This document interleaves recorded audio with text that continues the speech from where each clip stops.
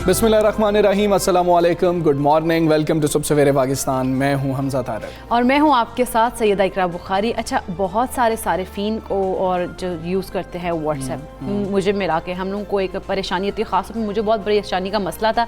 मैं हमजा से डिस्कस करी थी आज कि हमजा मुझे इतना ज़्यादा गुस्सा आता है उन लोगों पर जो कि फजूल में ग्रुप्स में ऐड कर लेते हैं। ये हर पाकिस्तानी का मसला है, मतलब कि और बेतुके ग्रुप्स में ऐड किया होता है, पता ही नहीं होता आपको। आप रात को सो के उठते हैं, आपको पता लगता है कि आप 4 मजीद ग्रुप्स के मेंबर बन गए हैं व्हाट्सएप के ऊपर। ये बड़ा, और कई लोगों को तो आप जानते ही नहीं जो आपको ऐड कर लेते हैं। बिल्कुल, अब व्हाट्सएप ने उन चीज़ों का जो है ना, हम और बहुत सारे लोगों को, मुझे भी नहीं पता था, लेकिन आज मैंने जब वो पढ़ा और मैंने देखा तो मैंने फ़ौरन आते साथ ही अपने फ़ोन को पकड़ा, सेटिंग्स में जाके मैंने फ़ौरन से वो सेटिंग चेंज की कि भाई अब जो है ना वो ग्रुप्स जो है वो आप अपनी मर्जी के बगैर, आपकी मर्जी के बगैर कोई भी आपको ग्रुप में ऐड नहीं कर सकता। बिल्कुल, वो ऑप्शन आपके पास अब व्हाट्सएप ने दे दिया। अच्छा, आप लोग जो सब हम लोग परेशान हैं, अपना मोबाइल उठाएं, व्हाट्सएप खोलें। आपको अगर आप चाहते हैं कि जी कि आप फलां शख्स को नहीं चाहते कि वो आपको ग्रुप में ऐड करे, या सिर्फ ये चंद लोग हैं जो मुझे ग्रुप में ऐड करें, या फिर मुझे कोई ग्रुप में ऐड ना करे, ये आपकी मर्जी है, ठीक है। अपना व्हाट्सएप खोलें, व्हाट्सएप खोल के सेटिंग्स में जाएं, व्हाट्सएप की सेटिंग्स में, मोबाइल सेटिंग्स में नहीं जाना, व्हाट्सएप की सेटिंग्स में जाएंगे, वहाँ पे अकाउंट की ऑप्शन आएगी। अकाउंट को क्लिक करेंगे तो साथ ही प्राइवेसी की ऑप्शन आ जाएगी। प्राइवेसी पे क्लिक करेंगे, नीचे ग्रुप्स आ जाएंगे। उस ग्रुप्स में जाके आपने लगा लेना है कि जी कि मुझे कोई ऐड करे या ना करे व्हाट्सएप ग्रुप में, और क्या सिर्फ मुझे मेरे दोस्त कर सकते हैं या सब कर सकते हैं, या सिर्फ ये चंद मखसूस लोग हैं ये मुझे किसी ग्रुप में ऐड कर सकते हैं। ये सारी आपकी मर्जी है और ये फैसला आप खुद कर सकते हैं। तो इस परेशानी से आप निकल जाएंगे, पता नहीं अब मुझे किसने ऐड कर लिया। मैं इस परेशानी से निकल गई, अपने आप को मैंने आज़ाद करा ली कि यार इससे तो निकले ना। सबसे पहले मैंने जाके सेटिंग्स चेंज की, क्योंकि हर दिन बंदा उठते इतने मैसेजेस तो बंदा कहते ग्रुप में पता नहीं क्या हो गया, व्हाट्सएप में पता नहीं क्या हुआ, देखते तो और मतलब फजूल से ग्रुप्स में ऐड किया होता है, उसमें एवं ही डिस्कशन हो रही थी, बेतुकी की बातें हो रही होती हैं। और ऐसा मेरे साथ पहले ऐसा होता था कि एक ग्रुप मैंने ज्वाइन किया, मुझे किसी ने उसमें जो है शामिल कर लिया, मैंने उसको जो है लीव किया, उसने मुझे 2 घंटे बाद फिर शामिल कर लिया, हाँ, ये भी होता है, ये भी बड़ा मसला है, फिर उसने शामिल कर लिया। तो इस तरह की जो सिचुएशन है, इससे हमें छुटकारा मिल सकता है। साथ जैसे इकरा भी परेशान है कि इतने मैसेजेस आ जाते हैं, तो कई लोगों को शायद नहीं पता होगा कि हम ग्रुप चैट को म्यूट कर सकते हैं। हाँ, तो उसको म्यूट कर लें, आपको नोटिफिकेशंस नहीं आ रही होंगी, वो सिर्फ आप खोलेंगे तो आपको पता लगेगा कि उसमें क्या है, आपको नोटिफिकेशंस नहीं आ रही होंगी। तो ये जो टेक्नोलॉजी के कुछ मसले हैं ना, जिससे हमें दिमागी तनाव का हम शिकार हो रहे होते हैं, तो उसके छोटी-छोटी बातों हल भी कुछ मौजूद हैं। तो ये आप कर सकते हैं आसानी से, ताकि आपको ये ग्रुप वाली टेंशन से कम छुटकारा मिल सके। खैर, हम बात करेंगे कोरोना वायरस की। ख़तरनाक कोरोना वायरस जो है वो अब मज़ीद हमारे लिए ख़तरनाक होता जा रहा है, और चौथी लहर तेज़ी से लोगों को अपना शिकार बना रही है। अगर आज की हम बात करें, जो गुज़श्ता 24 घंटों की हमें बताई गई हैं डिटेल्स ये हैं, वो ये है कि 4119 अफराद 4119 अफराद जो हैं वो कोरोना वायरस का शिकार हुए हैं। और हमें पता है कि हमें जब इतनी ज़्यादा तादाद में लोग पहले आए थे तो हम मुकम्मल लॉकडाउन की जानिब चले गए थे, तो इतनी बड़ी, और शरह जो है वो 7.8% पे चली गई।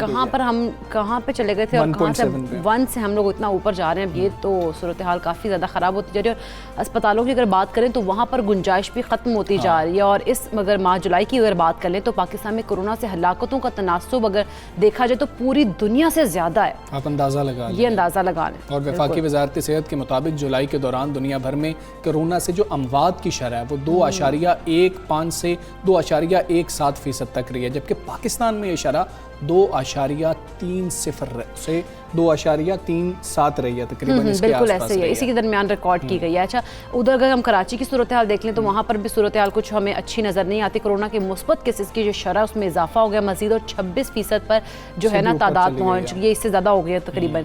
और केसेस बढ़ने पर वज़ीर आला सिंध ने कराची में शाम 6 बजे के बाद मुकम्मल पाबंदी आयद करने के अहकाम भी अब जारी कर। अच्छा, अब सख्ती तो की जाएगी ना, जब हम एहतियात भी नहीं बरत रहे होंगे और फिर ये सख्ती की जाएगी। और और इंतज़ामिया पर भी सवालात उठते हैं कि आप SOPs का ऐलान तो कर देते हैं, उन पर अमल दरामद के लिए क्यों कोशिश नहीं की जा रही होती। और वज़ीर आला का ये भी कहना था कि कोई गैर ज़रूरी तौर पर जो शख्स है वो घर से बाहर ना निकले। और ट्यूशन सेंटर्स जो हैं वो चल रहे हैं, हमने स्कूल्स बंद किए हैं, तालीमी इदारे बंद किए हैं, लेकिन वालिदैन बच्चों को ट्यूशन सेंटर्स में भेज रहे हैं, तो उनको भी फौरी अब बिल्कुल ऐसी है। सिंध हुकूमत ने भारतीय डेल्टा वेरिएंट के फैलाव के पेश नज़र तमाम सब्जी मंडियों में कोरोना वैक्सीन सर्टिफिकेट और मास्क के बगैर दाखिले पर भी पाबंदी लगा दी है। उन्होंने कहा कि दुकानदार शहरी वैक्सीनेशन सर्टिफिकेट दिखाकर ही सब्जी मंडी में दाखिल हो सकेंगे, सब्जी खरीद सकेंगे। और जबकि कोरोना वैक्सीन अगर बात की सर्टिफिकेट की कि अगर नहीं होंगे तो दुकानों के जो है वो उनको सील भी कर दिया जाएगा और जिस तरह से लोग आ रहे हैं उनको दाखिला भी नहीं दिया जाएगा मंडियों में। बिल्कुल ऐसे ही ये सारी सूरत हाल है। आप देखें जब ये केसेस की शरह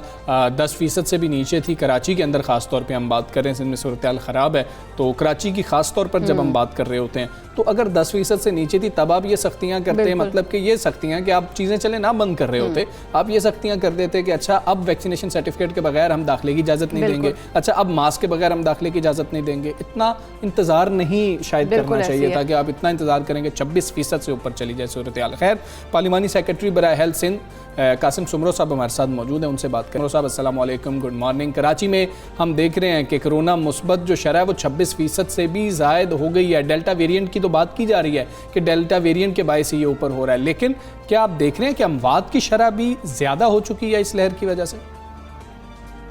बिस्मिल्लाहिर्रहमानिर्रहीम, आपका बहुत शुक्रिया। यकीनन कराची में इस वक्त मोरलेस 100% जो डेल्टा वेरिएंट है उसी के केसेस सामने आ रहे हैं और उसी वही एक रीज़न है जिसकी वजह से इस वक्त स्प्रेड बहुत ज़्यादा है।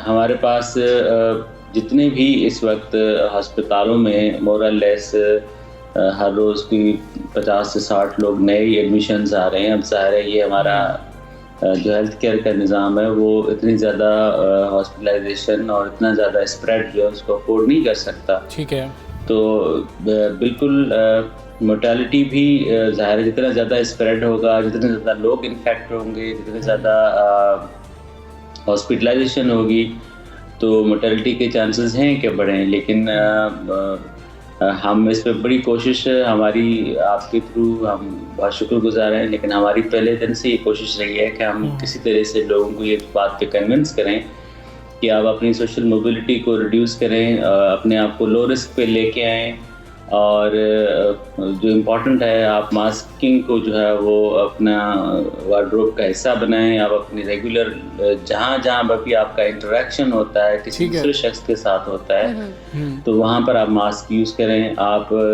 अगर किसी इंडोर प्लेस पे हैं जहाँ पर क्राउडिंग के चांसेस हैं या क्राउड्स हैं तो वहाँ पर आप मास्क को लाजमन अपना जो है वो कवर करें, अपने फेस को कवर करें और जहाँ वेंटिलेशन को इंश्योर करें कि वह वेंटिलेशन हो। तो दीज ऑल आर मेजर्स जो सबसे आसान भी हैं और करने जैसे हैं और ऐसी बात नहीं है कि इस वबा में हम ये बात नहीं कर सकते। हम अपने प्यारों की अपनी जान, अपने प्यारों की जान और बाकी जो हमारे हमसे एसोसिएट जितने भी लोग हैं उनकी जान के लिए ये बहुत इम्पॉर्टेंट है जो है। अच्छा सोमर साहब, जिस तरह से हम देख रहे हैं सूरत हाल हम रोज़ बरोज़ ख़राब होती देख रहे हैं, कोरोना के केसेस जो है वो उसमें ज़्यादा इजाफा होता जा रहा है और मुस्बत केसेस की जैसे हमने बात की उसकी शरह 26% से ज़्यादा हो गई है। तो उस तमाम तर सूरत हाल के पेश नज़र क्या कुछ अहम फैसले करने जा रहे हैं आप लोग? देखें, अभी हम इस वक्त तो हमने ये फैसला किया है कि अभी हम जिस तरह से आपने देखा है कि हमारे शॉप्स को हमने या शॉप्स की टाइमिंग्स को थोड़ा सा रिस्ट्रिक्ट किया है कि हम शाम 6 बजे के बाद चाहते हैं कि लोग अपने घरों में रहें। हमने स्कूल, कॉलेज, यूनिवर्सिटीज़ को की जो है वो फ़िलहाल बंदिश की है और बाकी शादी हालों पे हमने ये कहा है कि आप शादी की जितनी जो मैसिव गैदरिंग्स हो रही थी उसको हमने जो है वो कट डाउन किया है, उसको हमने बंद किया है। हमने रिक्वेस्ट किया लोगों के साथ कि आप अपने घरों में इस तरह की गैदरिंग्स या पार्टीज ना रखें। ठीक है, तो जितना जो हमारा असल मकसद है कि जितनी हम सोशल मोबिलिटी को कंट्रोल करेंगे अपने आप को, ये हमारी इंडिविजुअल रिस्पॉन्सिबिलिटी है कि हम आप ये सोचें कि हमारे जो प्राइवेट अस्पताल की आज हमारी ऑनरेबल सीएम ने मीटिंग कॉल की थी, जो प्राइवेट हॉस्पिटल्स हैं वो लोग भी आके दे ऑल आर वरीड ठीक है। ज़ाहिर है हम अस्पतालों में बेड की एक सर्टेन लिमिटेशंस होगी, तो वो उस लिमिटेशन तक हम अफोर्ड कर सकते हैं। तो इसलिए हमारे पास इस वक्त बोझ बढ़ रहा है और हम इस बोझ को फिर आगे चल के अफोर्ड नहीं कर सकते।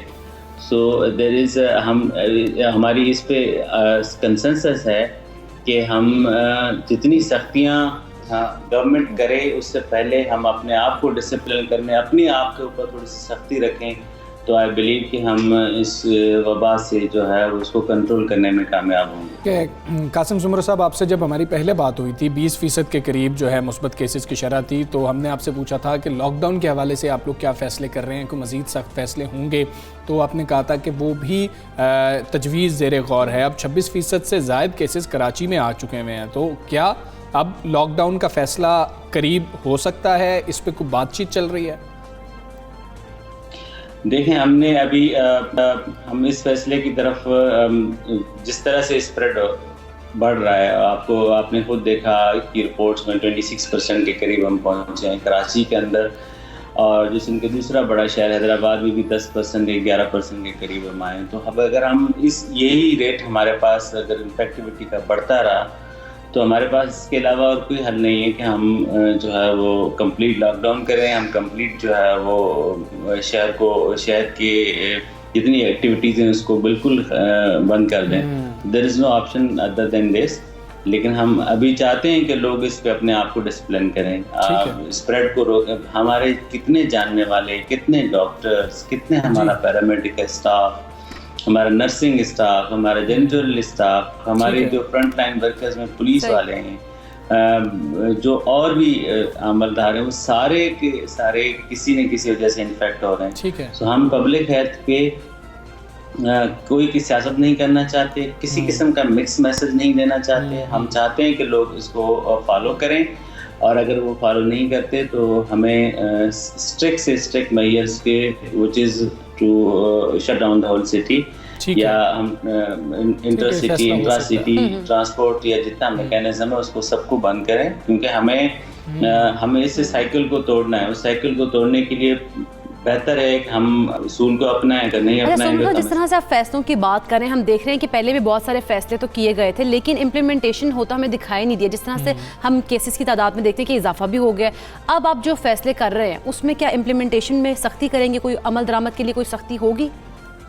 से ये शुरू हुआ है तो हमें एक आध दिन लगेंगे, लेकिन हमने इस दफ़ा हमारे जितने लॉ इन्फोर्समेंट के इदारे हैं या जो हमारे डीसी साहिबान हैं, उनको हमने इस बात की सख्ती से हिदायत की है कि आप बेशक मीडिया की टीम साथ लेके जाएं, दुकानों के ऊपर जहाँ पर जो एसओपीज़, जो गाइडलाइंस हमने दी, अगर उसको कोई फॉलो नहीं करता तो उसको सील ऑफ कर दें, दुकानों को बंद करते हैं। इसी तरह से अगर कोई और जो भी हमने एसओपीज़ किए हैं उसको सख्ती से अमल दरामद करवाएं। इसके अलावा हमारे पास कोई हल नहीं है। मैं आपके थ्रू तमाम आपके नाज़रीन को, ठीक है सुमरो साहब, जिस तरह से आप कह रहे हैं कि सख्त अमल दरामद करवाया जाएगा, लेकिन हम वैक्सीनेशन ड्राइव की बात करते हैं। पंजाब में हमने देखा अब घर घर वैक्सीनेशन जो है उसका आगाज़ कर दिया गया है। सिंध में क्या हो रहा है घर घर वैक्सीनेशन के हवाले से, क्योंकि बड़ी तादाद में लोग वहाँ पर वैक्सीन नहीं लगवा रहे? हमने ऑलरेडी कराची के शहर के अंदर भी हमने इस तरह से अब ये मैकेनिज्म ड्रॉ किया है कि जहाँ लॉकडाउन, स्मार्ट लॉकडाउन को जहाँ हमने लगाया वहाँ घर घर वैक्सीनेशन ऑलरेडी हमने ये प्लान कर दी है, वो भी शुरू हो गई है। हमने देखें, हमारा मॉस वैक्सीन सेंटर खुला हुआ है। हमने हर जो हमारे सिविल सोसाइटी की ऑर्गेनाइजेशंस जो अस्पतालें चलाते हैं वहाँ हमने वैक्सीन सेंटर खोले हुए हैं। हमने इंडस्ट्रीज़ के अंदर वैक्सीन सेंटर खोले हुए हैं। हमने ड्राइव इन जो है वो आप वैक्सीन सेंटर हमने खोले हुए हैं। तो जहाँ पॉसिबल हो सकती है आप अपने घरों में, आप अपने अपार्टमेंट, यानी कि जहाँ पर भी पॉसिबिलिटीज़ हैं वहाँ करीब तरीन सेंटर्स में जाके अपने आप को लोग वैक्सीनेट भी करा सकते हैं। बहुत शुक्रिया कासिम सोमरू साहब, आपने अपना कीमती वक्त सुबह सवेरे पाकिस्तान को दिया। हमजा, जिस तरह से बार बार बात यही हो रही केसेस बढ़ रहे हैं, तो अपने आप को वैक्सीनेट जितने जल्दी हम करवा सकते हैं हमें वो करवाना चाहिए। और आप लोग सभी को हम लोग रोज़ अपने प्रोग्राम के जरिए पैगाम देते हैं, तो ज़रा जल्दी। सारे जो माहिरीन हैं वो जुलाई के एंड की बात कर रहे थे, देखें, और हमने वो देखी है कि सूरत हाल ख़राब हो गई है जुलाई के एंड तक। वो इसलिए कर रहे थे कि वो कोई नजूमी नहीं है, वो कोई फ्यूचर प्रेडिक्ट नहीं कर सकते हैं, लेकिन जो सूरत हाल देखी जा रही थी तो माहिरीन Ground realities को इसलिए ग्राउंड देखते हुए, रियलिटीज़ को बिल्कुल। देखते हुए प्रिडिक्ट करते, लिहाजा अभी भी आप एहतियात करें, हम सब मिलकर कोशिश करते हैं कि इस शरह को किसी तरह से नीचे लाया जाए और वो हम वैक्सीनेट होके ही ला सकते हैं। आगे बढ़ें और वज़ीर आज़म इमरान खान ने एक अहम इंटरव्यू दिया अमरीकी टीवी को, जिसमें दो अहम चीज़ें ख़ास तौर पर उन्होंने डिस्कस की हैं। एक तो अफ़गान मसले के ऊपर बात हुई है, दूसरा जो उनका पहले बयान आया था पर्दे के हवाले से, उसके ऊपर भी थोड़ी सी गुफ्तगू उन्होंने की और बड़ी अहम उन्होंने गुफ्तगू उसको की थोड़ा है। सा मेरा ख्याल है क्लियर करने की कोशिश की। उन्होंने कहा कि लास्ट टाइम इस तरह सियाको सबाक से हट के कुछ बात हटके हुई थी। नहीं, वो उससे हटके था। तो अब जो है थोड़ा क्लियर किया इंटरव्यू में वज़ीर आज़म इमरान खान ने अफगान मसले का हल जो है, उन्होंने कहा कि फ़ौजी नहीं बल्कि सियासी, जिसने वो पहले भी कहते आए हैं। तो उन्होंने कहा पाकिस्तान पर तालिबान को महफूज ठिकाने देने का इल्ज़ाम तो लगाया गया था मगर सबूत नहीं है, सबूत कहाँ है? बिल्कुल ऐसी। और वज़ीर आज़म ने यह भी वाज़ेह किया कि पाकिस्तान ने अमेरिका और अफगान तालिबान को मुज़ाकरात के मेज़ पर लाने में अपना किरदार अदा किया था, लेकिन बस बदकिस्मती हमारी है कि अमेरिका और नेटो मुज़ाकरात की सलाहियत अब खो बैठे हैं और तालिबान को अब मुज़ाकरात की तरफ लेके आना बहुत ज़्यादा मुश्किल है, लेकिन ये पहले पाकिस्तान कर सकता था और हमने बारहा ये बात की। बिल्कुल ऐसी है। उन्होंने ये भी कहा कि अब किसी जंग का हिस्सा नहीं बनेंगे, जिसने उन्होंने पहले भी कहा था। पाकिस्तान पर उनका जहादी बनने का इल्ज़ाम अहमकाना है। इसके अलावा वज़ीर आज़म ने कहा कि जिस तरह से उन्होंने ये वाली सारी बातें तो की, उन्होंने अपने पहले वाले जो इंटरव्यू की बात थी उसको भी उन्होंने क्लियर किया इसमें, और उन्होंने कहा कि पर्दा जो है वो सिर्फ ख़वातीन के लिए नहीं है बल्कि मर्दों के लिए भी है। वज़ीर आज़म इमरान खान ने ये कहा कि पर्दे का मतलब जो है सिर्फ लिबास नहीं होता। ख़वातीन से मुतालिक मेरे बयान को सियाको सबाक से हट कर लिया गया था। अच्छा, बिल्कुल। वज़ीर आज़म साहब ने इस बारे में मज़ीद ये कहा है कि औरत जितना भी मतलब के तरगीब का सामान कर ले, ज़िम्मेदार रेप करने वाला ही होता है, रेपिस्ट ही होता है। सिर्फ ख़वातीन नहीं, बच्चे भी जिनसी जराइम का इस वक्त शिकार हो रहे हैं और इस्लाम में पर्दे का मकसद मुआशरे में बिगाड़ को रोकना है। वज़ीर आज़म साहब ने क्या बातें की हैं वो आपको हम सुनाते हैं। Anyone who commits rape, solely and solely that person is responsible. So let's be clear about that. No matter whatever, how much ever a woman is provocative or whatever she wears, the person who commits rape, he is fully responsible. Never is the victim responsible. My comments were completely taken out of context. They were simply talking about Pakistan society, where we are having a rise, a sharp rise in sex crimes. And sex crime does not include just women. More than rape are child abuse, which is going through the roof. So my comments were in that context, and it was, I used the word parda. In Islam, parda does not mean just clothes. And parda is not restricted to women only. Parda is for men as well. It means bringing the temptation down in a society. This is what I was talking about, and it was taken out of deliberately. And I have to say, because I know all the interviews I've given, never would I say such a stupid thing where a person who's raped is responsible for somehow.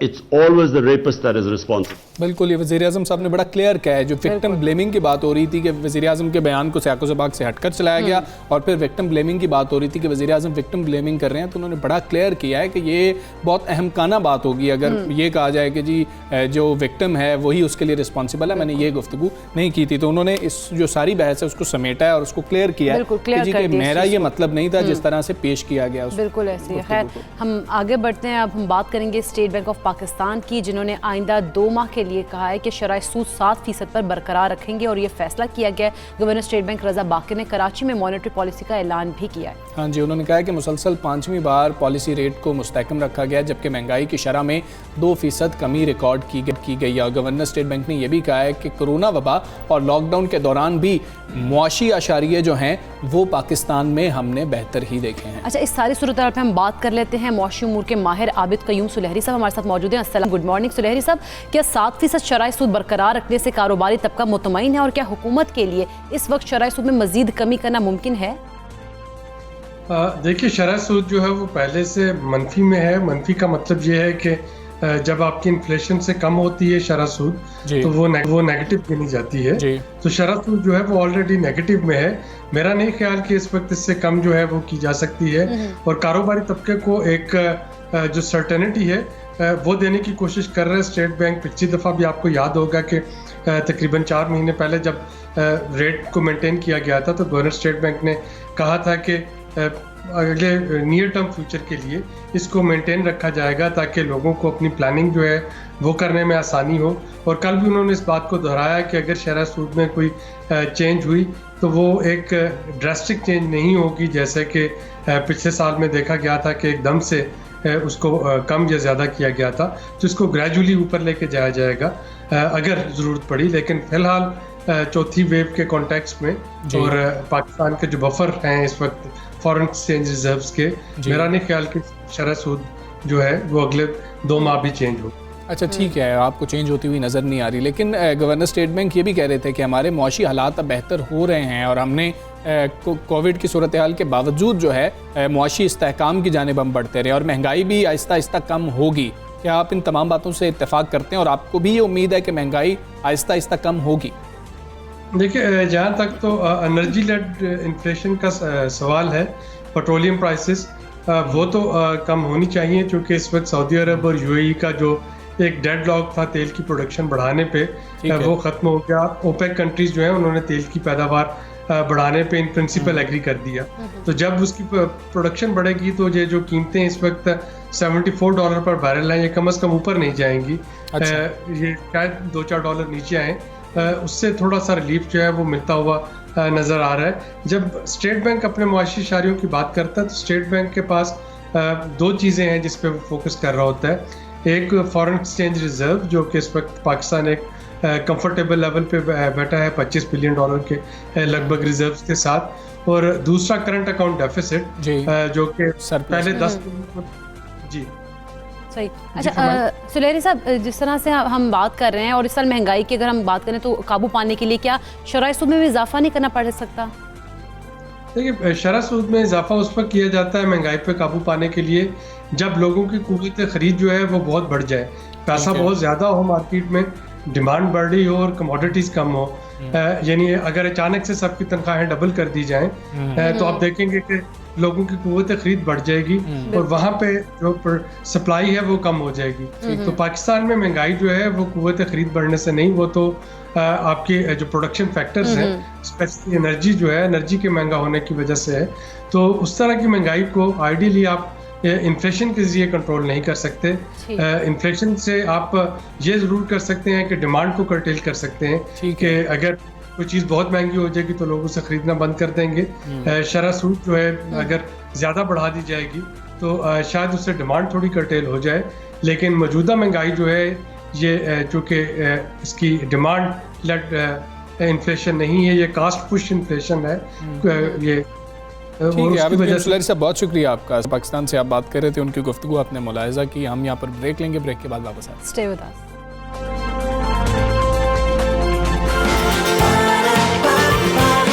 सुबह सवेरे पाकिस्तान, सुबह सवेरे पाकिस्तान।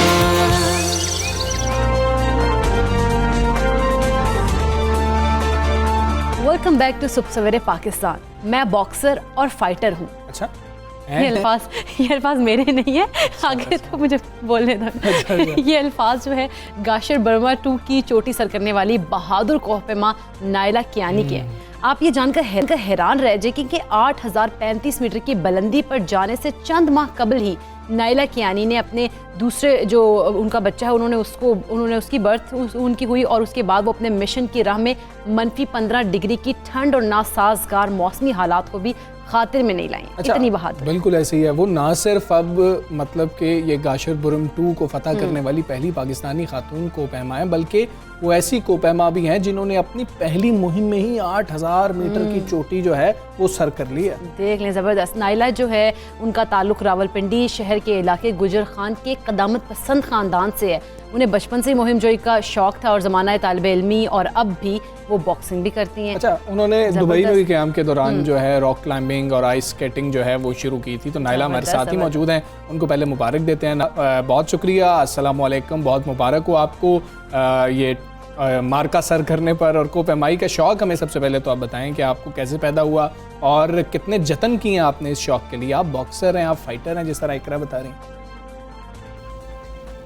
कोपेमाई का शौक तो I think coincidence था। जब मैंने ट्रैकिंग की थी तो अचानक से बस ख्याल आया कि क्यों नहीं ट्राई करें पहाड़ पे चढ़ना, क्योंकि बहुत बड़ा चैलेंज समझा जाता है। और इसको करने के लिए मैं पिछले 2 साल से प्लानिंग कर रही थी। लास्ट ईयर भी प्लान था, नेपाल में था, लेकिन वो कोविड की वजह से कैंसिल हुआ, जो कि अच्छा हुआ, क्योंकि उसके बाद मैंने सोचा कि पाकिस्तान में 5-8 हज़ार की पीक्स हैं, तो क्यों नहीं पाकिस्तान में ट्राई किया जाए। तो उसके लिए आई थिंक मेन कोई इतना बड़ा इशू नहीं था। एक इशू ये था कि कोई ढूंढना किसके साथ करूं, क्योंकि लोग बोलते थे आपका एक्सपीरियंस नहीं है, क्योंकि इससे पहले मैंने कोई भी पीक सर नहीं की 6,000 की 7,000 की। तो उसके बाद था ट्रेनिंग, क्योंकि मेरी 8 महीने की बेटी है, लेकिन जब पाकिस्तान छोड़ा था तो ये मतलब ये एक्सपीडिशन स्टार्ट हुआ था तो 6.5 माह की थी। तो उस वक्त ऑब्वियसली बॉडी बेबी के बाद वैसी स्ट्रांग नहीं रहती है। तो ट्रेनिंग मैंने सिर्फ 4 महीने की है। यूजुअली लोग साल लगा देते हैं इसमें। क्या बात तो मैं तो यही बोलूँगी कि बस ट्रेनिंग थोड़ा मुश्किल थी मेरे लिए, क्योंकि बॉडी की स्ट्रेंथ वैसी नहीं थी, लेकिन फिजियोथेरेपिस्ट की हेल्प से उसको ओवरकम किया। मेंटल स्ट्रेंथ तो पहले से ही थी। इसके अलावा मुझे कोई प्रॉब्लम का सामना नहीं करना। जिस तरह से आप अभी बता रही हैं कि आपने अपनी छोटी सी 6 माह की जो बेटी है उसके मतलब वो भी 6 माह की बेटी हुई थी आपकी दूसरी, उसके बाद आपने मुहिम स्टार्ट की और काफ़ी मुश्किलात थी, तो क्या क्या मुश्किलात पेश आई, ज़रा वो भी हमारे साथ शेयर कीजिएगा। इस चोटी को सर करने में काफ़ी लंबा प्रोसेस होता है। 5 वीक हमें लगे हैं, स्कर्दू 5 वीक लगे हैं। तो उसमें हर दिन एक्चुअली पहला तो है कि हम इतनी सर्दी बर्दाश्त करने के आदी नहीं है। स्पेशली हम लोग जो जीबी से ताल्लुक नहीं रखते, मैं पंजाब से हूँ और दुबई में रहती हूँ, तो हीट की आदी हैं। तो हर रोज जब ट्रैकिंग में बेस कैंप तक जाते 7-8 दिन लग गए थे। इतनी सर्दी थी कि मैं सोची थी कि मैं ऊपर कैसे बर्दाश्त करूंगी, वो एक प्रॉब्लम था। हाइट का दूसरा प्रॉब्लम होता है कि हम लोग जितनी बुलंदी पे जाते हैं उतनी ऑक्सीजन कम होती है, तो वो एक बहुत बड़ा रिस्क होता है कि हाई एल्टीट्यूड सिकनेस हो जाए आपको, तो फौरन नीचे आना पड़ता है। तो वो अल्लाह के शुक्र से उसका प्रॉब्लम तो नहीं हुआ, लेकिन उसके लिए हमें काफ़ी रोटेशंस करनी पड़ी। ऊपर जाके थोड़ा सा ऊपर जाके नीचे आना, फिर और ऊपर जाके नीचे आना। और एक प्रॉब्लम ये हुआ था कि मैं स्ट्रेस, क्योंकि मेरी पहली पीक थी, इससे पहले मैंने कोई पीक सर नहीं की, तो समिट के दिन मैंने बहुत स्ट्रेस ले लिया था कि क्या होगा या नहीं होगा। तो वो 2-3 घंटे एक कदम उठाना भी मेरे लिए बहुत मुश्किल था। तो वो हर कदम उठाने के लिए मुझे बहुत मेंटल स्ट्रेंथ यूज करना पड़ती थी कि नहीं, आगे जाना है, जो भी हो आगे जाना है।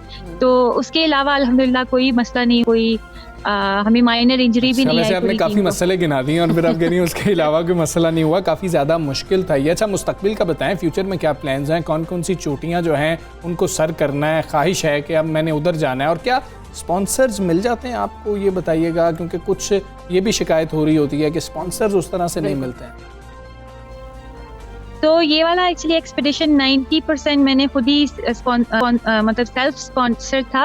अच्छा। लास्ट मिनट 2 छोटे से स्पॉन्सर्स आए थे जो कि जिनकी मैं बहुत ग्रेटफुल हूँ। उन्होंने बिल्कुल लास्ट मिनट 1-2 दिन पहले एक्सपेडिशन से मुझे उन्होंने एक्सेप्ट किया प्रपोजल। एक ने कैश दिया था और एक ने वो फोटोग्राफी के इक्विपमेंट दिए थे।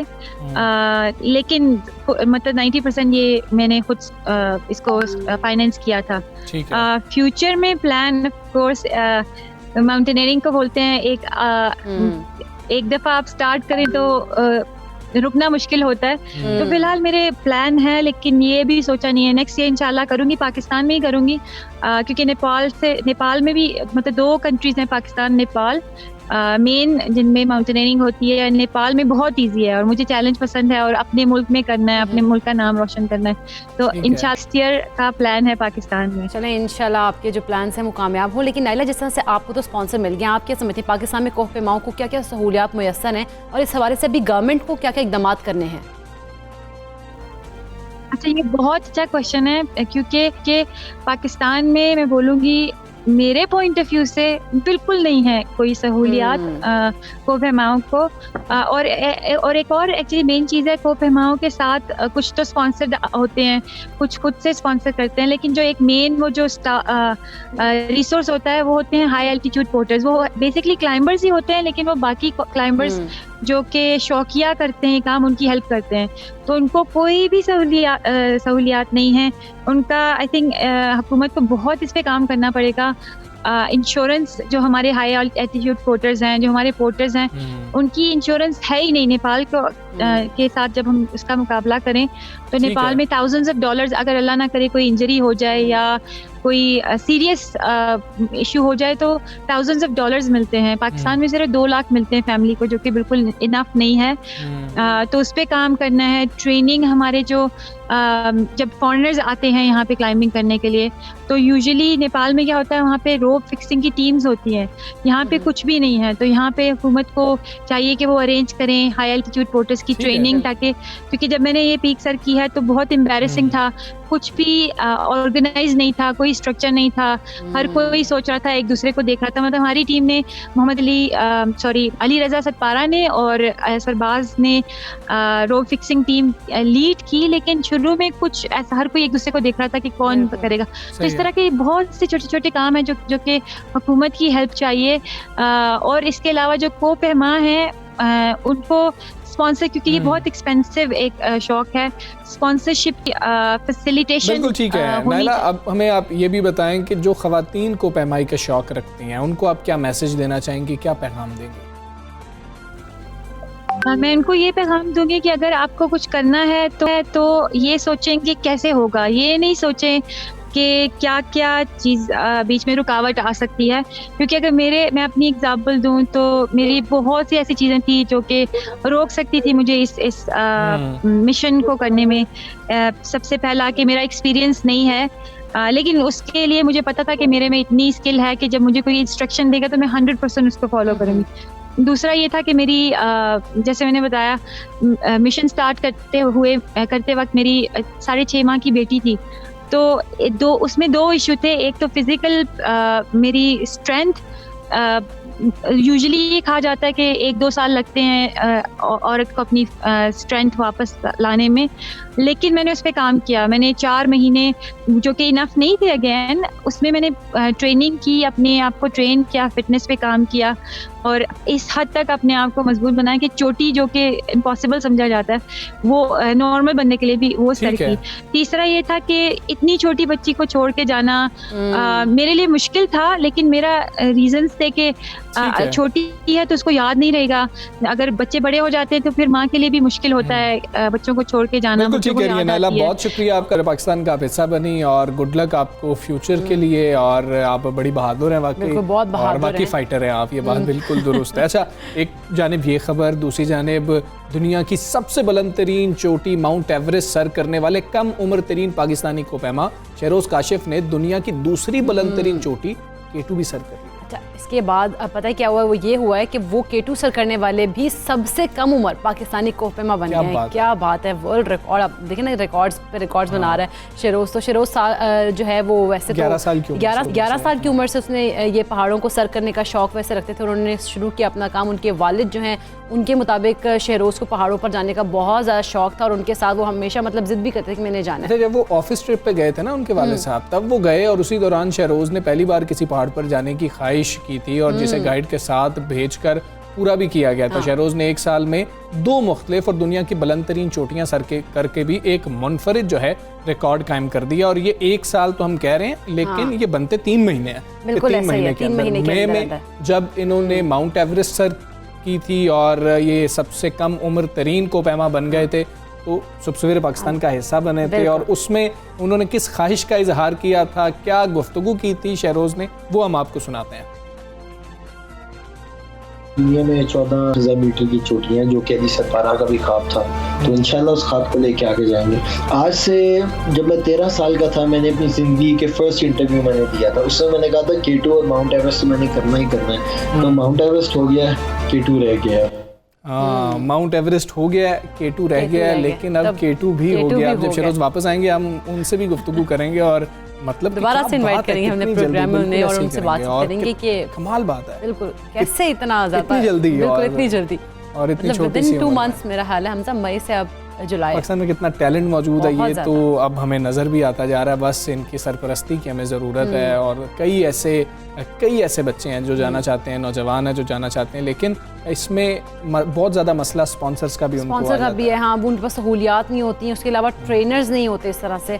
लेकिन ये है कि जो सूरत हाल अब ये इस तरह की है कि मेरा ख्याल है इन लोगों को अप्रिशिएट करेंगे और इनको इस तरह से स्पॉन्सर देना चाहिए, गवर्नमेंट को खुद बल्कि आना चाहिए इन लोगों के लिए, ताकि इस तरह के रिकॉर्ड्स में पाकिस्तान के बनते हैं। बिल्कुल ऐसे ही आगे चलते हैं, हम यही बात गुफ्तगू कर रहे हैं तो सयाहत की गुफ्तगू करते हैं। सयाहत के लिए पुरकशिश मकामात के ज़मन में पाकिस्तान जो है वो जनूबी एशिया ही नहीं बल्कि तरक्की याफ्ता दुनिया के भी बहुत से ममालिक पर बरतरी रखता है, और मौजूदा हुकूमत के इक़दामात से भी हम देख रहे हैं पाकिस्तान में सयाहत को बहुत ज़्यादा फ़रोग़ है। अच्छा, महकमा सयाहत KPK जो है उसके मुताबिक ईद उल अज़हा तातिलात में लाखों सयाहों ने खैबर पख्तूनख्वा का रुख किया था और हज़ारा मालाकन डिवीज़न में सयाहती शोबे से वाबस्ता अफराद को कहा जा रहा है कि 4 अरब रुपए से ज़ायद आमदन भी हुई है। हाँ जी, हमने बिल्कुल, आप देखें आमदन का तो हमें पता है, रश तो हमने देख लिया था कि क्या हालात थे, और लोग जो है 24 घंटे के लिए वो पता लगा कि जी गाड़ियाँ बिल्कुल हिल ही नहीं सकी हैं, इतना ज़्यादा लोगों ट्रैफिक जाम, गाड़ियों में पेट्रोल ख़त्म हो गया था, वो भी थोड़ी मुश्किलात उनको सामना करना पड़ा था लोगों को जितने सयाह वहाँ गए हुए थे। अच्छा, रश बहुत ज़्यादा था। हाँ, और तकरीबन ईद तातिलात में 5,50,000 से ज़ायद सयाह जो हैं वो सिर्फ सवात पहुँचे, और गलियात में 2 लाख से ज़ायद गाड़ियाँ और 10 लाख से ज़ायद सयाह दाखिल हुए। ज़बरदस्त। अच्छा, कहा जा रहा है कि 3 लाख से ज़ायद गाड़ियों में तकरीबन 12 लाख से ज़ायद सयाहों ने कागान का रुख किया, और ये बड़ी एक ज़बरदस्त बात है कि इतने ज़्यादा सयाह जो हैं इस बार पहुँचे हैं, जो भी हमारे सयाहत के हवाले से रखे गए थे टूरिस्ट जो प्लेसेस रखे हैं, और उसके ऊपर उसके अलावा से गवर्नमेंट जो है ख़ास तौर पर काम कर रही है, तो ये एक अच्छा है, एक पॉजिटिव चीज़ है जो कि हम देख रहे हैं अब। अच्छा, 2025 तक की जब बात की जा रही है ना कि पाकिस्तान की सयाहत का मईशत में हिस्सा 1 ट्रिलियन रुपए तक पहुँच जाएगा, मगर हकीकत ये है कि अगर हम मुख्तलिफ सियाती मकामात की बात करें तो बुनियादी सहूलतों के अभी भी हम मसाइल देख रहे हैं। ऐसे है तो कम्युनिकेशन हो, क़याम व आम के मामलात हों, मुनासिब इंतज़ामात हों, उनका फुकदान है। पाकिस्तान को सयाहत की जन्नत बनाने के लिए हमें सिक्योरिटी की सूरत हाल पर भी बहुत ज़्यादा काम करना है, और ये तो शर्त अव्वल है। सफाई सुथराई की सूरत हाल को मज़ीद बेहतर बनाना होगा। ट्रांसपोर्ट के हवाले से काफ़ी ज़्यादा चैलेंजेस भी अभी हमें दरपेश हैं इस हवाले से। बिल्कुल ऐसे हुकूमत जो है सयाहत के दोस्ताना माहौल के फ़रोग के लिए निजी शोबे की भरपूर हौसला अफजाई करे, ताकि वो जो है इस तरह से इन चीज़ों को लेकर चलें और अच्छे तरीके से हम जो है टूरिस्ट जो प्लेसेस हैं उनके ऊपर टूरिज्म को हम लोग एक्सपैंड करें। अच्छा, हम गिलगित बल्तिस्तान की भी साथ बात कर रहे हो तो इतना पोटेंशियल है, क्या खूबसूरत इलाका है, और उधर भी गवर्नमेंट क्या कोशिशें कर रही है, और क्या वहाँ पर देखा जा रहा है कि सयाहों का अब रश कितना है, उनसे उस हवाले से भी आपको हम बताएंगे। वज़ीर सियाहत गिलगित बल्तिस्तान नासिर खान साहब हमारे साथ, बहुत शुक्रिया नासिर साहब, अस्सलाम वालेकुम। ये बताइएगा कि अभी हम बात कर रहे हैं सयाहत की, पोटेंशियल तो बहुत ज़्यादा है। अब कोरोना की वजह से अव्वल आप क्या समझते हैं कितना ज़्यादा नुकसान हुआ है, लेकिन अब जब कुछ सयाहत बहाल होना शुरू हुई है तो लोगों ने कितना ज़्यादा इंटरेस्ट भी लिया है? जी, बहुत शुक्रिया आपका, अस्सलाम वालेकुम। गिलगित बल्तिस्तान में सियाहत का इस दफ़ा बहुत ही अच्छा रुझान रहा। हालांकि कोरोना के बावजूद लोगों ने गिलगित बल्तिस्तान का रुख किया, स्पेशली स्कर्दू की तरफ काफ़ी रुझान रहा लोगों का। ईद की छुट्टियों के ऊपर तो काफ़ी रश रहा स्कर्दू में माशाल्लाह से। फ़्लाइट्स भी एक दिन में कई फ़्लाइट्स इस पाकिस्तान के मुख्तलिफ शहरों से आते रहे, और बाई रोड भी लोगों ने काफ़ी ट्रैवल किया। एक दिन के अंदर कोई हज़ारों के हिसाब से गाड़ियाँ आती रही स्कर्दू के अंदर, और मुख्तलिफ पाकिस्तान के मुख्तलिफ शहरों से, बलोचिस्तान से, कराची से, लाहौर से, अंदरून पंजाब से, और पाकिस्तान के जितने भी इलाके थे, तकरीबन हर मुल्क से यहाँ पे इस वक्त सयाह मौजूद हैं। इस वक्त भी स्कर्दू खचाखच भरा हुआ है माशाल्लाह। यहाँ पे होटल्स में काफ़ी अच्छी खासी तादाद में लोगों को कमरे के लिए भी मुश्किलात का सामना करना पड़ रहा है। जी ठीक। अच्छा नासिर साहब, जिस तरह से आपने ईद की बात की कि ईद पर इस बार बहुत ज़्यादा रश था, तो कितनी सयाहत हुई और अंदाज़न कितना ज़र मुबादला हासिल किया गया था इस सयाहत से? देखिए जी, ज़र मुबादला के हवाले से तो अभी खैर गिलगित बल्तिस्तान काफ़ी वसी इलाका है, इसमें हम अंदाज़ा लगाना तो थोड़ा सा मुश्किल होगा, लेकिन जो सयाहों की जो तादाद है तकरीबन 9 से 10 लाख के करीब सयाह इस वक्त तक स्कर्दू और गिलगित बल्तिस्तान की तरफ रुख कर चुके हैं और आ भी रहे हैं। अब आज भी मजीद कल की ये हालत थी कि जो लोग आ रहे थे उनको कह रहे थे कि होटलों में कमरों के लिए मुश्किलात का सामना था, गेस्ट हाउसेस फुल भरे हुए थे और बाय रोड्स काफ़ी लोग आके यहाँ पे कैंपिंग कर रहे थे। काफ़ी अच्छा मनाजिर देखने को मिल रहा है, क्योंकि लोग आ रहे हैं यहाँ एंजॉय कर रहे हैं, यहाँ के खूबसूरत मनाजिर को एंजॉय कर रहे हैं। बिल्कुल ठीक है नासिर साहब, हम भी यही गुफ्तगू कर रहे थे अभी कि इंफ्रास्ट्रक्चर के हवाले से अभी बहुत कुछ करने की ज़रूरत है कि अब हम देख रहे हैं पोटेंशियल बहुत ज़्यादा है, लेकिन वहाँ पर शायद इंतज़ामात अभी उतने नहीं हैं। उसके लिए गवर्नमेंट क्या सोच रही है, क्या फ़ैसले कर रही है, और क्या कोई प्राइवेट पार्टनरशिप करने की भी बारे में सोचा जा रहा है कि कुछ प्राइवेट इदारों को साथ शामिल कर लिया जाए? जी बिल्कुल, प्राइवेट पीपीपी मोड पे काफ़ी प्रोजेक्ट्स हमारे पाइपलाइन में हैं। इसके अलावा हम हुकूमत इस वक्त शॉर्ट टर्म पॉलिसी जो लेके आ रहे हैं, इसमें हम होम स्टे का जो कंसेप्ट उसको हम प्रमोट कर रहे हैं। जो लोग अपने घरों के साथ 1-2 कमरे जो बना सकते हैं सियाहत के प्रमोशन के लिए, अपने बिजनेस पर्पस के लिए, तो उनके लिए गवर्नमेंट फ्री इंटरेस्ट लोन मुहैया कर रहे हैं कि वो तकरीबन 4000 के करीब इंशाल्लाह 1-2 सालों के अंदर बनने जा रहे हैं।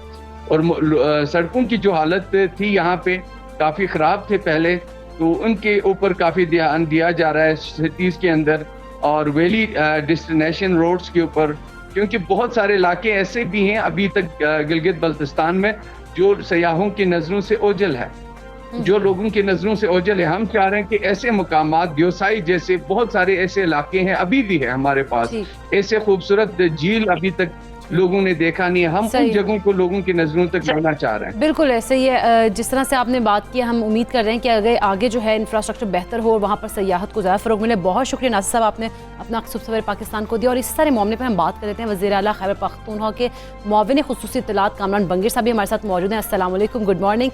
कामरान बंगिर साहब, खैबर पख्तूनख्वा की बात करें, इस बार ईद पर कितना सयाहों का रश देखने को मिला, और अंदाज़न, क्योंकि एकदम बता नहीं सकते इतनी जल्दी जो है वो इस चीज़ों के बारे में, अंदाज़न कितना ज़र मुबादला कमाया गया? जी बिस्मिल्लाहिर्रहमानिर्रहीम, शुक्रिया आपका, गुड मॉर्निंग। हमने जो ट्रैफिक काउंट और विजिटर्स को रफली जो हमारे पास जो स्टैंडर्ड तरीका है उसको हमने काउंट किया है, तो हमारे इस दफ़ा यानी पिछले साल की ईद के निस्बत पिछले साल हमने जो काउंट किया था वो तकरीबन 3 लाख गाड़ियाँ थी। ठीक है। हमने इस दफ़ा जो रफली काउंट किया है अपनी 5 टूरिस्ट डेस्टिनेशंस में, जिसमें स्वात है, चतराल, कुमराट, गलियात और नारान कागान, तो ये 5 डेस्टिनेशंस को हमने जो रफली काउंट किया है तो तकरीबन 7 लाख से ज़्यादा गाड़ियाँ इस दफ़ा इन 5 डेस्टिनेशंस में आ चुकी हैं। और इसी तरह हम अगर टूरिस्ट्स को देख लें तो वो भी बहुत बड़ी तादाद में यानी 40 लाख तक टूरिस्ट जो है वो इस दफ़ा आ चुके हैं खैबर पख्तूनख्वा में, जिसमें डोमेस्टिक खैबर पख्तूनख्वा के टूरिस्ट भी हैं और बाकी सूबों से भी यहाँ पे आए हुए हैं। तो हमने जो अंदाज़ा लगाया है, जो ज़र मुबादला की आप बात कर रही है, जो हमारी एस्टिमेट्स हैं वो 60 अरब रुपए है, लेकिन हमने सेफ साइड पे जो अपनी कैलकुलेशंस की है उसमें 40 अरब रुपए से ज़्यादा का ज़र मुबादला आ चुका है। और अगर हम उसमें लोकल एम्प्लॉयमेंट को देख लें या लोकल रेवेन्यू को देख लें और हम सेफ साइड पे उसको करें तो वो 10% हमने रखा है कि जिससे हमारे लोकल दुकानदार को, लोकल रेड़ीबान को, लोकल जो मुलाजिम है उसको, तो वो हमने 10% जो काउंट किया तो 4 अरब रुपए हमारे जो बिल्कुल लोअर क्लास के जो हमारे लोग, क्या बात है मगर साहब, पोटेंशियल तो बहुत ज़्यादा है। वैसे आपको मुबारक भी हो इस चीज़ की कि पोटेंशियल भी था, वहाँ पर कोशिशें भी की जा रही हैं गवर्नमेंट की जानिब से, मुबारकबाद के आप मुस्तहिक हैं। लेकिन जब वहाँ पर सयाह जाते हैं तो कुछ मुश्किलात की बातें भी वो कर रहे होते हैं, ख़ास तौर पे हम नारान की बात करें या दीगर सियाती मकामात की जब हम बात कर रहे होते हैं, शदीद ट्रैफिक जाम हमने देखा। अब उसके लिए भी सोचना तो होगा कि जब हमें पता लग गया कि इतना पोटेंशियल है, लोगों को वज़ीर आज़म साहब कह रहे हैं कि आप लोग यहाँ पर जाएं, तो लोग तो जाएंगे वहाँ पर, तो उसके लिए इंफ्रास्ट्रक्चर बेहतर करने के लिए हमें कितना मजीद वक्त लग जाएगा? रातों रात तो खैर ये नहीं हो सकता। देखें, इतना ज़्यादा इन्फ्लक्स जो ट्रैफिक का आता है, आप बिल्कुल बजा कह रहे हैं, टूरिस्ट की भी जो कंसर्न्स हैं वो बिल्कुल ठीक है, लेकिन हम इन चीज़ों को इस दफ़ा थोड़ा बहुत कदरे बेहतर था पिछले साल की निस्बत।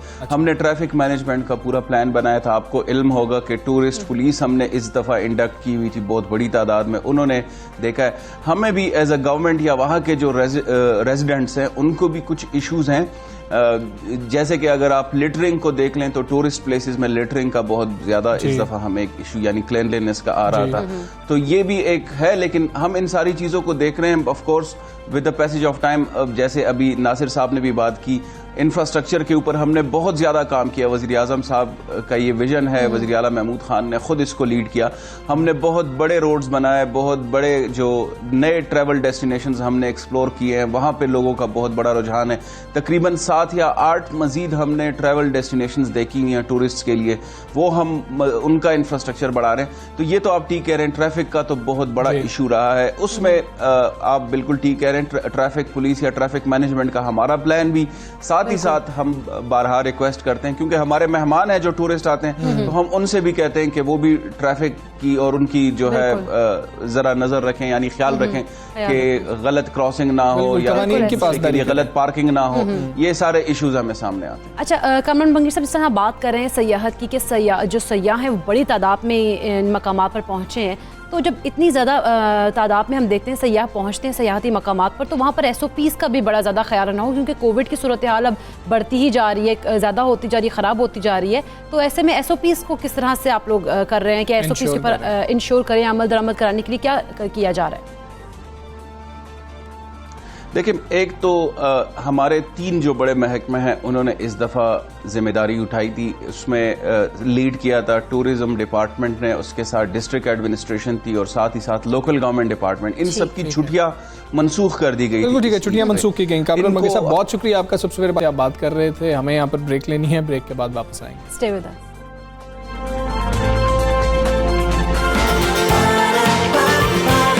सुबह सवेरे पाकिस्तान, सुबह सवेरे पाकिस्तान। अभी हम बात करेंगे इस्लामाबाद में होने वाली बारिश की सूरत हाल बहुत ही ज़्यादा जो है वो मुश्किल हो चुकी है, तशवीशनाक हो चुकी है। सैलाबी सूरत हाल वहाँ पर पैदा हो गई है, सड़कें इस वक्त डूब चुकी हैं और गाड़ियाँ जो हैं वो हमें बहती हुई नजर आ रही हैं। अच्छा, आवाम जो है वो घरों में बेचारी महसूर होकर रह गई है, और जो शहरी हैं वो दफातर भी नहीं जा पा रहे हैं उधर, मतलब क्योंकि पानी है सड़कों पर इतना ज़्यादा, तो उनको मुश्किलात पेश आ रही हैं। और यह फुटेज देख सकते हैं कि फुटेज में ये इस्लामाबाद की सूरत हाल है कि किस तरह पानी घरों के अंदर दाखिल हो गया और जो गाड़ियाँ में वो डूबती हुई पानी नजर आ रही है। मतलब कि ये जो सैलाबी सूरत हाल पैदा हो गई है, ये गाड़ी आप डूबती हुई इस वक्त देख सकते हैं। ये इस्लामाबाद में इस वक्त सूरत हाल है, सेक्टर E11 इस वक्त कहा जा रहा है कि ये सेक्टर है। और आप देखें कितनी खौफनाक सूरत हाल है, और मतलब कि इतनी बारिश हुई है, सुबह से ये बारिश हो रही है। और क्या इस हवाले से कोई अलर्ट जारी किया गया था, नहीं किया गया था, ताज़ा तरीन सूरत हाल है क्या, हम जानेंगे। हमारे नुमाइंदे राजा काशिफ जो हैं इस वक्त वहाँ पर मौजूद है। राजा काशिफ, बताइएगा इतनी बारिश हो गई है, कब से ये बारिश हो रही है और क्या सूरत हाल है? देखिए, ये बिल्कुल जो है NDMA ने जो है अलर्ट जारी किया था कि 3 दिन जो है शदीद बारिशें होंगी, और इस हवाले से उन्होंने एक अलर्ट जारी किया था, शहरियों को आगाह भी किया गया था इस हवाले से। आज सुबह जो है वो बारिश से फ्लड की जो सूरत हाल पैदा हुई, उसके बाद CDA भी मुतहरक हुई अपने जो सेक्टोरल एरिया है उसमें, उसके बाद जिला इंतजामिया भी मुतहरक हुई। और CDA ने अब तक जो CDA का दावा है, CDA इंतजामिया का कहना है कि 95% जो शहरी इलाका है उसको क्लियर कर दिया गया है। ताहम जो फुटेज में आपको नजर आ रहा है कि E11 की जो सूरत हाल है, E11 एक निजी हाउसिंग सोसाइटी है जिसका इंतजाम जो है सोसाइटी के पास है। वहाँ पे मुख्तलिफ निजी हाउसिंग सोसाइटियाँ इस सेक्टर में बनी हुई हैं, जिनमें एक नेशनल पुलिस फाउंडेशन है जिसके पैटर्न इन चीफ खुद सेक्रेटरी दाखिला हैं। और निजी हाउसिंग सोसाइटी ने इस हवाले से कोई इंतजाम जो है वो नहीं किए थे, वहाँ पर मशीनरी उनकी कोई मौजूद नहीं थी। जिसके बाद जो है तकरीबन वहाँ पे पहाड़ों से आने वाला जो पानी है, पहाड़ों के अतराफ में जो क्लाउड ब्रस्ट हुआ है, जो हमारे जराए बता रहे हैं, क्लाउड ब्रस्ट में 1 फुट पानी का क्लाउड ब्रस्ट हुआ है। उसके अलावा जो है वो फ्लश लाइट की सूरत हाल इतनी ज्यादा थी कि 330 मिलीमीटर के जो है तकरीबन बारिश जो है पहाड़ी इलाकों की साइड पर हुई है। E11 में बारिश की सूरत हाल के बाद जो है वो सैलाबी सूरत हाल पैदा हुई, जिसके बाद इंतजामिया तो हरकत में आई। CDA ने भी ठीक है। काशिफ हमारे साथ मौजूद रहिए। इस वक्त हमारे साथ मौजूद हैं डिप्टी कमिश्नर इस्लामाबाद काद साहब, हमजा शफकात साहब। अस्सलाम वालेकुम, गुड मॉर्निंग सर। सर, ये क्या सूरत हाल है? E11 की बात हो रही है, ये फुटेजेस आपने भी देखी हैं सर? E11 में मैं खुद मौजूद हूँ। 100% एरिया इस टाइम क्लियर है। ये जो फ्लैश फ्लड हुए हैं, फ्लैश फ्लड असल में पहले तो आपको पता है कि इन एरियाज के अंदर आबादियाँ नहीं थी। अभी क्योंकि ये प्लान्स के मुताबिक हाउसिंग सोसाइटी बनती गई हैं, कुछ एरिया चोक हुए हैं, जिसकी वजह से फ्लैश फ्लड जो नॉर्मली खुद ही रिसीड कर जाता था वो फ्लड किया है फॉर 30 मिनट। हमारी टीम उधर विद इन 30 मिनट पहुंच गई, सारा एरिया हमने क्लियर करा दिया। मैं खुद ऑन साइट पर मौजूद हूँ। E11 के अंदर अब किसी भी रोड के ऊपर कोई ऐसा मसला नहीं है, तमाम रूटीन के मुताबिक लाइफ चल रही है।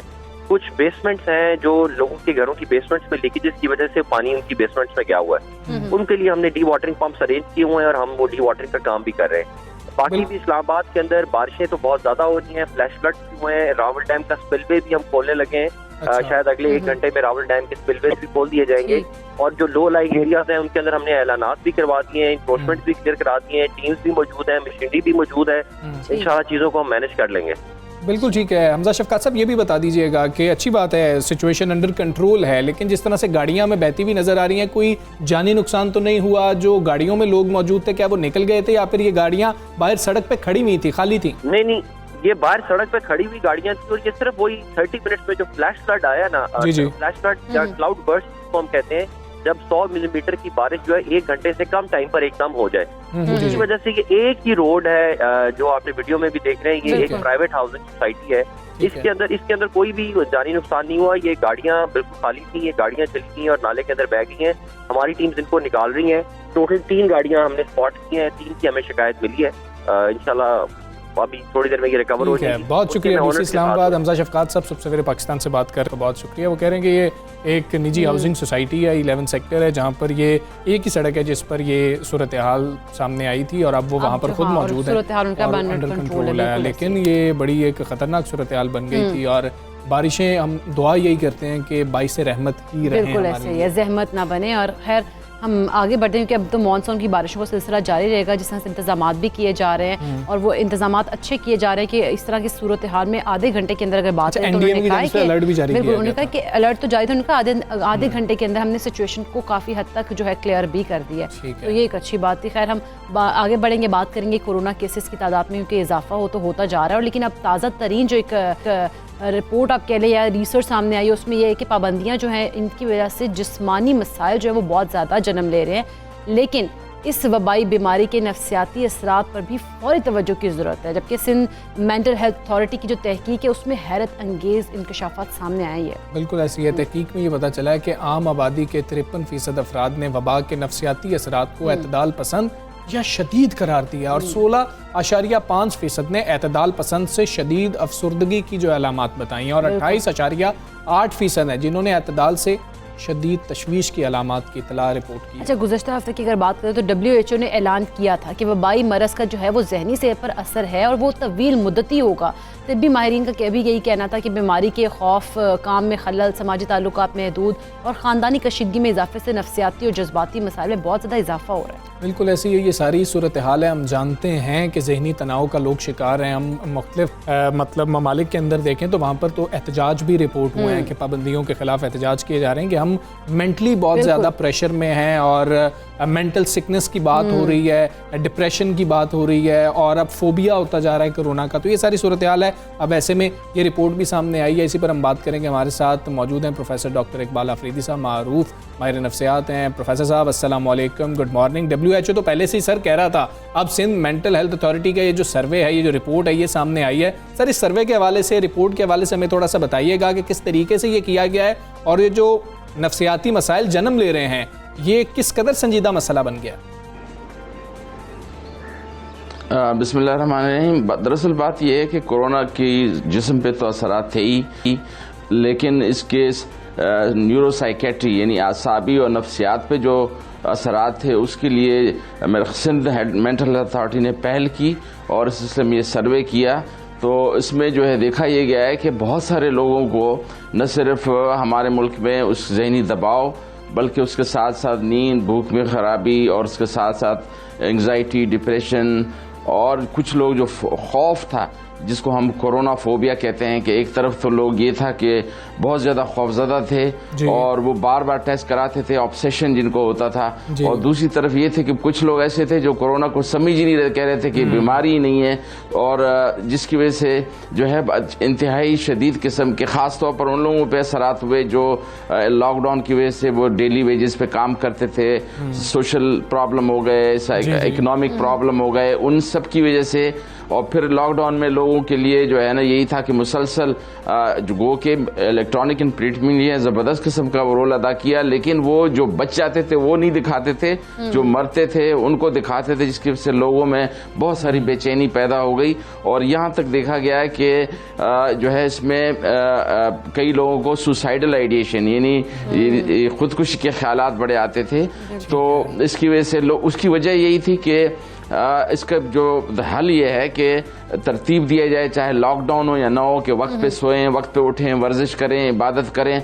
और अच्छा उस वक्त हम ये कहते थे कि जब इसका वैक्सीन नहीं था कि रवैये के वैक्सीन को यानी बिहेवियरल वैक्सीनेशन को इस्तेमाल करें, जो जिसमें हाथ न मिलाना, गले न मिलना, और फिर साथ साथ हम ये कहते थे कि सलाम पे इक्तिफा करें और सैनिटाइजर का इस्तेमाल और मास्क का इस्तेमाल, ये सब होने चाहिए थे, जिसकी वजह से लेकिन फिर भी अल्हम्दुलिल्लाह के जिस अंदाज से जो है गवर्नमेंट ने इसको टैकल किया कि ये वैक्सीनेशन का बंदोबस्त किया, लेकिन अभी भी कई लोग हैं जो वायरस से तो नहीं डर रहे हैं, वैक्सीन से डर रहे हैं। इसलिए हमें चाहिए कि नफ्सियाती पहलू पे खास तौर पर उसको एड्रेस किया जाए ताकि लोग इस वबा को समझें और उसके लिए ऐसा लाएमल अख्तियार करें कि उसका नफ्सियाती पहलू पर खास तवज्जो दी जाए। अच्छा इकबाल अफरीदी साहब, जिस तरह से लोग अब घरों में बैठे हैं, लॉकडाउन है, सिचुएशन ऐसे कि डिप्रेस हो रहे हैं, एंजाइटी का भी शिकार हो रहे हैं, इन चीज़ों का हल क्या है? हमें किस तरह से इस चीज़ों से इनको ओवरकम करके हमें निकलना होगा सिचुएशन से बाहर?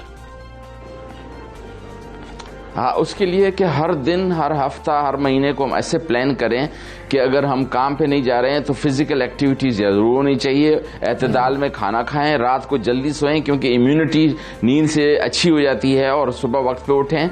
और उसके साथ साथ चाहे घर के अंदर ही हों लेकिन कम अज़ कम ऐसा काम करें जिसको एंजॉय कर सकते हैं, मसलन कुरान शरीफ माने पढ़ सकते हैं, या जो है अरबी या चाइनीज़ सीख सकते हैं, या फिर ये है कि ऑनलाइन जॉब जिस तरह से हम टेली कंसल्टेशन कर सकते हैं।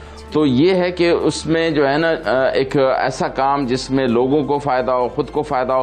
फिर ये कि एक अहम चीज़ है जो सोशल डिस्टेंस, ये बहुत गलत है, इसकी जगह हम कहते हैं फ़िज़िकल डिस्टेंस को फ़रोग़ दें, और सोशल कनेक्टेडनेस यानी जिस्मानी दूरी और समाजी हम आहंगी को फ़रोग़ देना चाहिए कि अगर कोई आपसे नाराज़ है उसको फ़ोन कर लिया, मना लिया, ताकि उसका भी स्ट्रेस कम हो, आपका भी कम हो, और बच्चों के साथ मौका मिल रहा है कि भाई ये जो है इंटरेक्शन हो, और एक्सरसाइज का खास एहतमाम किया जाए, क्योंकि अगर हम बैठे होंगे, एक्सरसाइज नहीं करेंगे, काम पे नहीं जाएंगे तो वजन बढ़ेगा, ब्लड प्रेशर बढ़ेगा, और डिप्रेशन होगा, और साथ साथ बहुत सारे मसले मसाइल पैदा होंगे। लिहाजा हमें हर दिन को ऐसा तरतीब देना चाहिए जिसमें एक रहन सहन और अच्छी तर्ज ज़िंदगी के साथ साथ कोई ऐसा अहम काम करे जिसमें ख़ुद को भी फ़ायदा हो, दूसरों को भी फ़ायदा हो। बिल्कुल ठीक है प्रोफेसर साहब, आप दुरुस्त कह रहे हैं, लेकिन अब हमें अभी जो हालात नज़र आ रहे हैं, जब तक हम हर्ड इम्यूनिटी हासिल नहीं कर लेते तब तक हमें इसी वबा के साथ रहना है और इसी के साथ रहना सीखना है। और ये बड़ा मुश्किल काम है, एक नई चीज़ इंसान के लिए सीखना बहुत मुश्किल होता है, और हम तो यहाँ पर मानने को भी तैयार नहीं हैं। तो ऐसे हालात में घर बैठे बैठे सीखना आसान है, या फिर अगर किसी बंदे को लगे कि मुझे कोई ज़हनी तनाव का सामना है तो उसको कोई रब्ता कर लेना चाहिए डॉक्टर हजरात से? हम तो ये भी नहीं मानते कि हमें कोई ज़हनी मसला जो है वो दरपेश है। बिल्कुल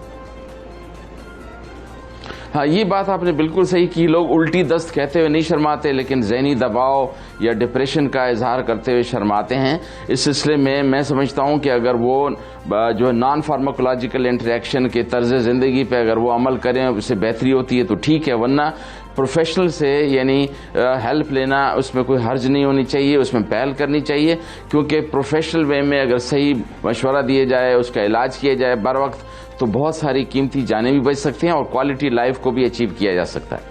बिल्कुल ठीक है प्रोफेसर डॉक्टर इकबाल अफरीदी साहब, बहुत शुक्रिया आपका। सबसे पाकिस्तान साहब ने जो अहम सर्वे किया गया है, जो रिपोर्ट सामने आई है, WHO भी इस तरह की रिपोर्ट्स अक्सर जो है हमें पता है कि वो सामने आ रही होती हैं, शाया हो रही होती हैं, तो हमें ख्याल रखना है इन चीज़ों का, और अब हमें सीखना चाहिए इस वबा के साथ कैसे जिंदा रहना। डॉक्टर साहब ने भी ये कहा ना कि वैक्सीन जो है लोग उसके हवाले से बहुत ज़्यादा अभी तक कंफ्यूज हैं और खौफजदा हैं कि वैक्सीन लगवानी चाहिए नहीं लगवानी चाहिए, लेकिन आप इस खौफ से बाहर आएँ और वैक्सीन लगवाएं, क्योंकि इससे आपकी ही हिफाजत होगी और आपके जो इर्द गिर्द लोग हैं उनकी भी हिफाजत। अच्छा, वो भी सर्वे आया था ना कि ज़्यादा लोग मतलब कि जो लोग वैक्सीन नहीं लगवा रहे और जिनको वैक्सीन फोबिया या जो वैक्सीन से डर रहे हैं, उसमें एक बड़ी तादाद है जिनको बचपन से इंजेक्शन फोबिया है, वो एक्चुअली इंजेक्शन से डरते हैं। और वैक्सीन से डरने की एक बहुत बड़ी वजह इंजेक्शन भी है, और यकीन करें पता ही नहीं लगता, वैक्सीन लगवा के देखें पता ही नहीं लगता। खैर, अच्छी बात है कि अगर आप खुद को वैक्सीनेट करवाएंगे। हम कुछ डिजिटल पाकिस्तान की बात कर लेते हैं। हाँ जी, डिजिटल पाकिस्तान, क्योंकि दौर जो है इस तरह का, तो डिजिटल हम पाकिस्तानी बात करते हैं। और जो अगर बात करें मौजूदा हुकूमत की,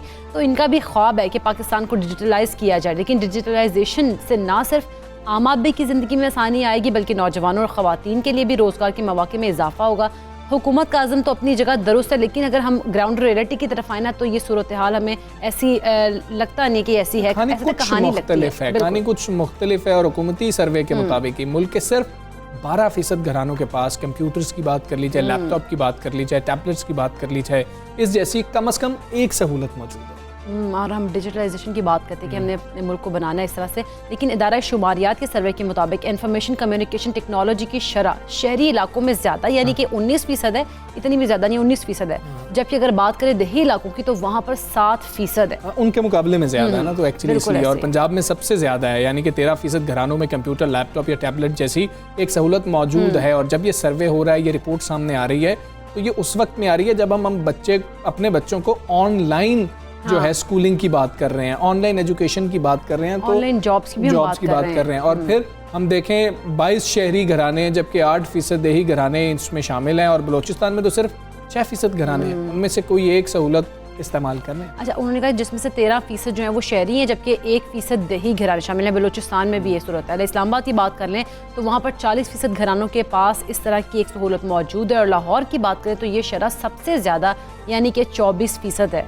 जबकि सबसे कम किधर है, राजनपुर में है, और वो 3% है। और सिंध में कराची शर्की की बात कर ली जाए, ये शरह 33% है, जबकि थरपारकर में 1% है। खैर, ग्लोबल सारी गुफ्तगू का ये है कि हम डिजिटलाइजेशन की बात कर रहे हैं, डिजिटल पाकिस्तान की बात कर रहे हैं, और हम ये भी देख रहे हैं कि हमारे फ्रीलांसर्स बहुत अच्छा काम कर रहे हैं, हमारी IT इंडस्ट्री बहुत ज़्यादा काम कर रही है। और पाकिस्तान जितनी IT इंडस्ट्री के अंदर पोटेंशियल इस वक्त पाकिस्तान ने देखा है, वो कमाल ही है। लेकिन फिर भी कुछ कमी मौजूद है। और दूर दराज इलाकों में ख़ास तौर पे बात की जाए, उनको हम क्यों नहीं शामिल कर सकते उस वर्क फोर्स के अंदर, कि उनके पास तो शायद ये सहूलियात नहीं है, फिर इंटरनेट की सहूलियात के मसाइल नहीं है। बिल्कुल ऐसी है। इन चीज़ों को अगर हम देखें ना, अगर हम इन चीज़ों को लेकर आएँ, तो मेरा ख्याल है वर्क फोर्स अगर ज़्यादा हो जाएगी, तो फिर उससे हमारे जो ये शोबा है, इसमें भी तरक्की आएगी। ये सारी सूरत हाल है। इस पर बात करेंगे। चेयरमैन वज़ीर आज़म फोर्स बराए IT सैयद अहमद साहब हमारे साथ मौजूद है। अहमद साहब, अस्सलाम वालेकुम, गुड मॉर्निंग। सर, ये बताइएगा, हुकूमती सर्वे की हम बात कर रहे हैं, मुल्क के 12% घरानों के पास ये जो हम बात कर रहे हैं, कंप्यूटर्स हो गए, लैपटॉप्स हो गए, इस जैसी कम से कम एक सहूलत मौजूद है। डिजिटल पाकिस्तान का ख्वाब है और उसमें काम भी बहुत हो रहा है, और नौजवानों का इंटरेस्ट भी बहुत ज़्यादा है। लेकिन ये बहुत लंबा सफ़र नहीं हो जाएगा अगर लोगों को इक्विप ना किया गया इन चीज़ों से? जी, thank you very much for inviting me. Definitely मैं बिल्कुल एग्री करता हूँ। हम लोगों ने मेरे ख्याल में बहुत बड़ी वेव पिछले 20 सालों से काफ़ी मिस किया। हम दुनिया में बहुत तरक्की हुई, पाकिस्तान में उस स्पीड से नहीं हो सकी। और आई थिंक कि काफ़ी इंफ्रास्ट्रक्चरल और बेसिक किस्म के बिल्डिंग ब्लॉक्स लेवल के मसाइल थे जो कि फिक्स होने ज़रूरी थे ये पेनिट्रेशन के लिए। तो उस हवाले से काफ़ी गवर्नमेंट ने फोकस किया अभी तक उन चीज़ों को ग्रास रूट लेवल पे फिक्स किया जाए, जिससे ये सारा मोबाइल पेनिट्रेशन, कनेक्टिविटी, ये सारा कुछ इम्प्रूव हो सके। सो आई थिंक अगर आप देखें तो इस वक्त ऑलरेडी 100 मिलियन जो है ब्रॉडबैंड सब्सक्राइबर मोबाइल पे हो चुके हैं, बहुत तेज़ी से इजाफा हुआ इसके अंदर, और 183 मिलियन सेलुलर फ़ोन यूज़र्स हो चुके हैं। और इंटरनेशनली भी अगर आप देखें, इंडिया के जैसे मुल्क है, हमारे जैसे जिन्होंने कंप्यूटर की एक डिजिटल एज को मिस किया है, तो वो डायरेक्टली जंप किए हैं कंप्यूटर से मोबाइल फ़ोन्स की तरफ। तो अगर आप मोबाइल फ़ोन के इंडिकेटर्स देखेंगे, स्मार्टफोन्स के देखेंगे, कनेक्टिविटी के देखेंगे, तो डेफिनेटली उसमें बड़ी इंप्रूवमेंट आई है, स्पेशली बिकॉज ऑफ ये जो कोविड की वेव जब से शुरू हुई है, उसका बहुत इम्पैक्ट आया। बहुत सारे यूजर्स ऑनलाइन स्कूलिंग शुरू हो गई, ई-कॉमर्स शुरू हो गई, और उसमें एक गवर्नमेंट ने बहुत ज़बरदस्त काम किया, जो कि दूसरे मुल्कों से मेरे ख्याल में हमने बरतरी ली, जिसमें टेलीकॉम सर्विसेज को एसेंशियल सर्विस डिक्लेयर किया कोविड के दौरान, और उसकी वजह से बहुत ज़्यादा ग्रोथ हुई। इवन IT के अंदर बहुत सारा बिजनेस दूसरे मुल्कों से पाकिस्तान में आया, और पाकिस्तान में भी इसकी अच्छा सैयद अहमद साहब, जिस तरह से आप बात कर रहे हैं ना एजुकेशन के हवाले से और कोविड के हवाले से कि कोविड के दिनों में आप लोगों ने ये काम किया, लेकिन जहाँ पर ये डिवाइसेस नहीं है, जहाँ पर डिजिटल चीज़ें नहीं मौजूद हैं, वहाँ पर आप लोग किस तरह से इंश्योर करें कि वहाँ पर भी, क्योंकि एजुकेशन अब से देखा जाए तो ऑनलाइन क्लासेस का सिलसिला अब हो रहा है कोविड के दिनों में, तो ये काफ़ी ज़्यादा नुकसान हो रहा है जहाँ पर ये चीज़ें नहीं है, इस नुकसान को कैसे पूरा करेंगे? देखिए उसमें 2-3 एलिमेंट्स हैं। एक तो आपके पास मोबाइल, उनकी अफोर्डेबिलिटी है डिवाइसेस की कि ये लोग अफोर्ड कर पाएं, और दूसरा लोकल लैंग्वेज के कंटेंट के हवाले से इश्यूज हैं, कनेक्टिविटी का बहुत ज़्यादा रोल होता है, और चौथा उसके यूजेस के लोग जब वो खरीदें तो उनको वो उस पर क्या मोबाइल फ़ोन पे कर सकते हैं। सो मेरे ख्याल में एक तो लोकल डिवाइस मैन्युफैक्चरिंग के हवाले से बहुत ज़बरदस्त पॉलिसी आ चुकी है, जिसमें 19 से ज़्यादा लोगों को ऑथराइजेशन मिल चुकी कंपनीज को पाकिस्तान में स्मार्टफोन डिवाइसेस मैन्युफैक्चर करने के लिए, जिससे बहुत ज़्यादा अफोर्डेबिलिटी में इम्प्रूवमेंट आएगी। उसके अलावा असेंबली भी काफ़ी इम्प्रूव की है। पिछले 2 मिलियन से ज़्यादा पिछले साल असेंबल हुए पाकिस्तान में, इस साल बहुत ज़्यादा इजाफा होगा। सो एक तो मोबाइल फ़ोन की प्राइसेस इन पॉलिसीज़ की वजह से काफ़ी अफोर्डेबल हो जाएंगी। दूसरा मेरे ख्याल में कनेक्टिविटी में कुछ बहुत 20-25 साल से मसले चल रहे थे। राइट ऑफ वे का मसला था, स्पेक्ट्रम के मसाइल थे, तो उन चीज़ों को रिजॉल्व किया गवर्नमेंट ने इस वक्त राइट ऑफ वे की हिस्टोरिकल उसके अंदर इम्प्रूवमेंट की, तो कुछ टैक्सेस में रैशनलाइजेशन की, कनेक्टिविटी की। तो ये सारी चीज़ों से मेरे ख्याल में एक तो अफोर्डेबिलिटी बेहतर होगी, और दूसरा फिर जहाँ तक कनेक्टिविटी के हवाले से USF is now doing good job. एक इदारा है हमारा जो कि मेक श्योर करता है बलूचिस्तान जैसे या रिमोट एरियाज जहाँ पे वाइबिलिटी नहीं होती मोबाइल ऑपरेटर्स की, वहाँ पे गवर्नमेंट उसको ये USF के फंड के थ्रू ये सारी सर्विसेज लेके जाएं। तो उसमें इस साल 15 MOUs साइन किए इन्होंने, जो कि पिछले साल 3 थे और उससे पहले शायद एक MOU था।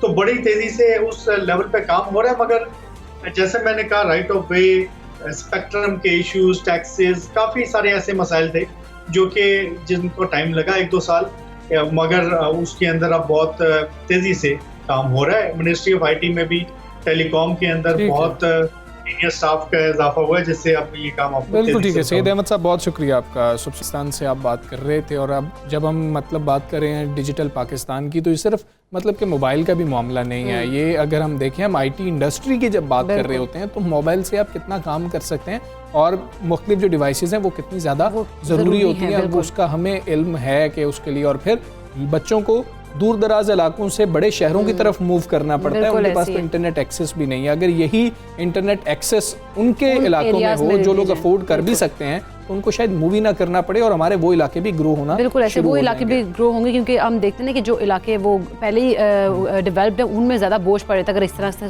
उन वाले इलाकों में सहूलियत में अगर IT से रिलेटेड अगर आप नौजवानों से इतना मिलें, उनसे बात करें, तो आपको पता लगेगा कि दूर दराज इलाकों से इतने बेहतरीन जहन जो हैं वो बड़े शहरों के अंदर आके बैठे हुए हैं। तो अगर यही फैसिलिटीज़ उनके इलाकों में हो तो शायद उधर से मजीद लोग जो है उनके साथ जमा हो सकते हैं और ये काम कर सकते हैं। हम एक ब्रेक लेंगे, ब्रेक के बाद वापस स्टे विद अस।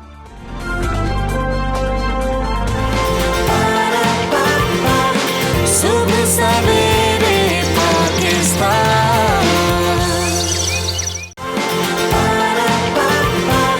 सुबह सवेरे पाकिस्तान।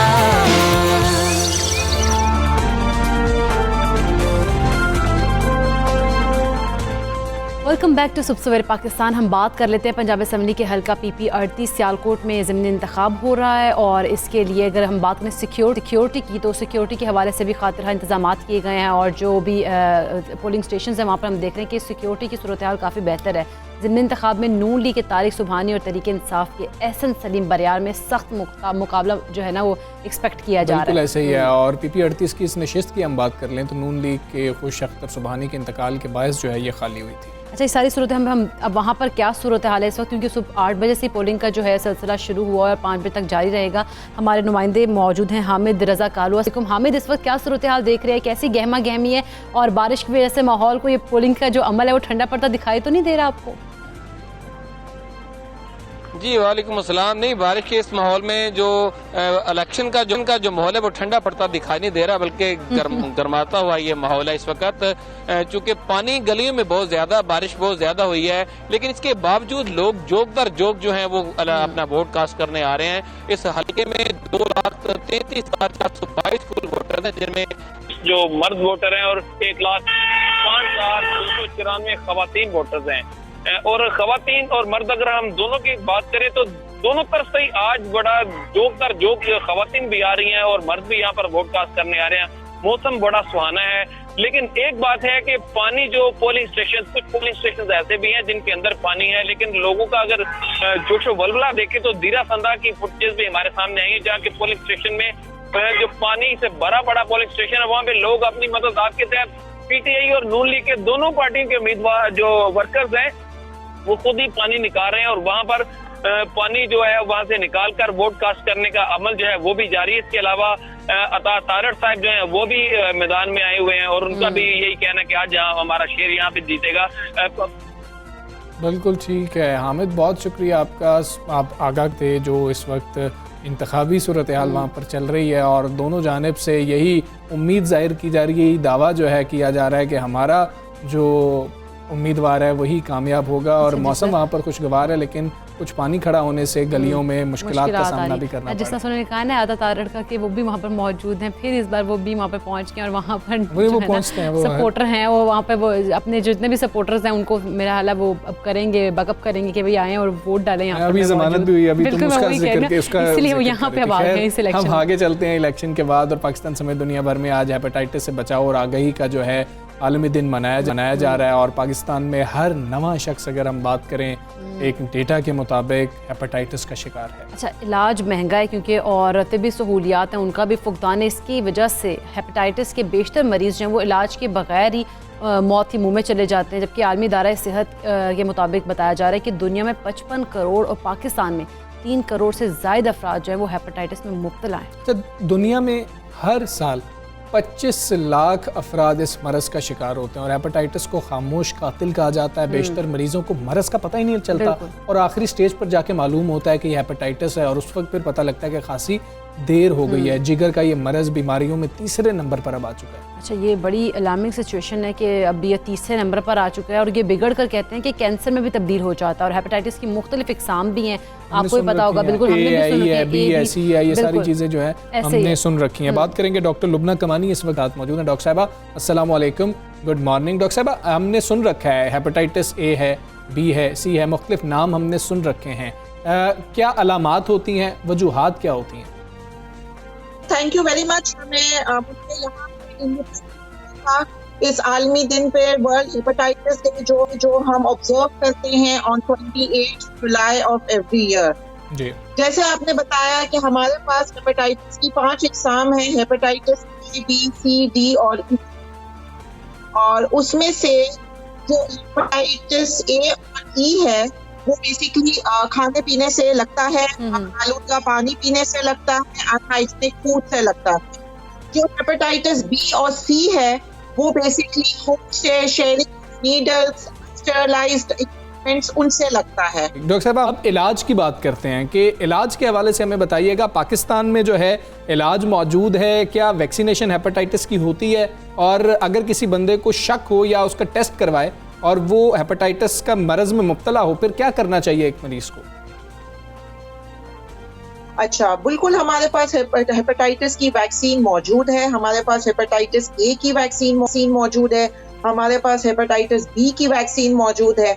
और मैं आपको बताती चलूं कि गवर्नमेंट ऑफ पाकिस्तान ने EPI प्रोग्राम, जो वैक्सीनेशन का प्रोग्राम है बच्चों का, उसमें 2001 के बाद हेपेटाइटिस बी की वैक्सीन की शमूलियत कर दी है और वो फ्री ऑफ कॉस्ट हर जगह अवेलेबल है। हाँ, हेपेटाइटिस ई की जो वैक्सीन है वो अभी 2 महीने पहले लॉन्च हुई है और ये मैं बताती चलूं कि ये चाइना में रिकग्नाइज थी। और हेपेटाइटिस ई जो है मर्ज, वो प्रेग्नेंट लेडीज में बहुत खतरनाक है। वो खाने पीने से लगता है और 20% मोर्टेलिटी है अगर हेपेटाइटिस ई किसी प्रेग्नेंट लेडी में हो जाए या जिनको ऑलरेडी लिवर का प्रॉब्लम है या ओल्ड एज में है। जहां तक आपने दवाइयों का ट्रीटमेंट का जिक्र किया है, हेपेटाइटिस ए और ई का अमूमन सेल्फ लिमिटिंग और कंजर्वेटिव इलाज होता है, वो खुद ब खुद अमूमन ठीक हो जाते हैं। हेपेटाइटिस बी और सी के लिए गोलियां अवेलेबल है हमारे पास। गवर्नमेंट ऑफ पाकिस्तान ने, सिंध हेल्थ डिपार्टमेंट ने फ्री ट्रीटमेंट का भी है ना इलाज रखा है। आप जिना अस्पताल, सिविल अस्पताल से गोलियों का इलाज ले सकते हैं। 3 से 6 महीने का इलाज होता है हेपेटाइटिस सी का, और कोई ऐसा साइड इफेक्ट्स नहीं होते हैं। ये बड़ी सेफ दवाइयां हैं। ठीक, अच्छा डॉक्टर साहब, लेकिन काफ़ी ज़्यादा मसाइल यहाँ पर आते हैं कि इनिशियली पता ही नहीं लगता कि एक बंदा हेपेटाइटिस का शिकार है, और काफ़ी ज़्यादा उसकी जो है वो जो सूरत हाल आप कह लें कि वो ख़राब भी हो जाती है, तो तब डायग्नोज होता है। तो कैसे हम लोगों को इनिशियल स्टेज पे पता लगेगा? अच्छा, इस ईयर का जो थीम है कि हेपेटाइटिस कांट वेट, वो रखा ही इसीलिए गया है कि कोविड तो चलता रहेगा, इसमें हम अपने हेपेटाइटिस की स्क्रीनिंग और ट्रीटमेंट को लेट बैक नहीं हो सकते, रुक नहीं सकते हैं। अब जो इंटरनेशनल गाइडलाइंस है कि हर प्रेग्नेंट लेडी को हेपेटाइटिस बी और सी का स्क्रीनिंग टेस्ट एंटीनेटल में करवा लेना चाहिए। वो इसलिए इम्पोर्टेंट है क्योंकि मेजॉरिटी 50% वुमेन है, व्हेन दे बिकम प्रेग्नेंट तो वो स्क्रीनिंग हो जाए। इसी तरह हर ऑपरेशन से पहले हेपेटाइटिस बी और सी की स्क्रीनिंग होती है बड़े अस्पतालों में। अगर आप एम्प्लॉयमेंट के लिए जाते हैं तो वहाँ वो स्क्रीनिंग का टेस्ट रख दिया गया है। इमिग्रेशन के लिए बहुत सारे मुल्कों ने हेपेटाइटिस बी और सी का स्क्रीनिंग टेस्ट रख दिया है, क्योंकि पाकिस्तान में 6 to 7% population, almost 15 million population जो है वो हेपेटाइटिस बी और सी का शिकार है, और इससे कहीं ज्यादा ये नंबर्स होंगे क्योंकि 80% लोगों को पता ही नहीं है कि उनको हेपेटाइटिस बी और सी है। एक मैं और बात कहती चलूं कि ये कोविड से ज्यादा खतरनाक है, क्योंकि डेली पाकिस्तान में तकरीबन 300 लोग इस अमवात हो रही है हेपेटाइटिस बी और सी से। कोरोना का अगर आप देखें, कोविड का तो 100 से ऊपर नंबर्स नहीं गए हैं। तो हम जो डील कर रहे हैं, we are dealing pandemic within a pandemic. एक पैंडेमिक ग्लोबल है जो है कोविड का पैंडेमिक है, और ये हेपेटाइटिस का पाकिस्तान में पैंडेमिक है बेसिकली। ठीक है, बहुत शुक्रिया आपका डॉक्टर लुबना, हमारे साथ थी और हमें बता रही थी। आप एहतियात करना भी बहुत ज़्यादा ज़रूरी है, लेकिन अगर कोई प्रॉब्लम हो तो अपने डॉक्टर से रब्ता करना बहुत ज़्यादा ज़रूरी होता है। ऐसी चीज़ों में देर नहीं करनी चाहिए, क्योंकि उन्होंने कहा कि साइलेंट किलर भी है, तो इसके लिए आपको पहले से ही एक तो अपनी जैसा स्क्रीनिंग का उन्होंने कहा कि स्क्रीनिंग बहुत ज़रूरी है कि वो पहले करवा लेनी चाहिए। अच्छा, यहाँ पे वैसे रिवाज ही नहीं है ना टेस्ट करवाने का पाकिस्तान में, ये कुछ कल्चर तब्दील होना। 4 T20 मैचेस अब होने जा रहे हैं, क्योंकि एक तो आपको पता है कैंसिल हो गया। आज मैच होगा, रात 8 बजे खेला जाएगा, और बाबर आजम ने थोड़ी सी इकरा गुफ्तगू की है। उन्होंने ये बात बताई है कि इस दफ़ा शायद कुछ चीज़ें मुख्तलिफ होंगी, टीम कॉम्बिनेशन जो है कुछ मुख्तलिफ होगा। बात कर लेते हैं साबिक टेस्ट क्रिकेटर तनवीर अहमद साहब हमारे साथ मौजूद हैं। तनवीर भाई, अस्सलाम वालेकुम, गुड मॉर्निंग। आज आपको उम्मीद क्या है, क्योंकि T20 टीम अगर वेस्ट इंडीज़ की देखें बहुत ख़तरनाक है, ऑस्ट्रेलिया के साथ जो मामला हुए, पाकिस्तान को क्या तब्दीलियाँ करनी चाहिए? देखें, जो इंग्लैंड की कंडीशन थी वो ज़रा डिफरेंट थी। वहाँ पे स्पिनर्स का रोल इतना ज़्यादा हमें नज़र नहीं आया, सिवाय लास्ट जो T20 हुआ। लेकिन जो वेस्ट इंडीज़ के अंदर है वहाँ पे स्पिनर्स का रोल बहुत ज़्यादा हमें नज़र आएगा, क्योंकि मैं भी 2011 में वेस्ट इंडीज़ गया था, तो वहाँ पे जो पिचेस हैं वो सिमिलर पाकिस्तान की तरह हैं, हमारे बैट्समैनों को सूट भी करेंगी।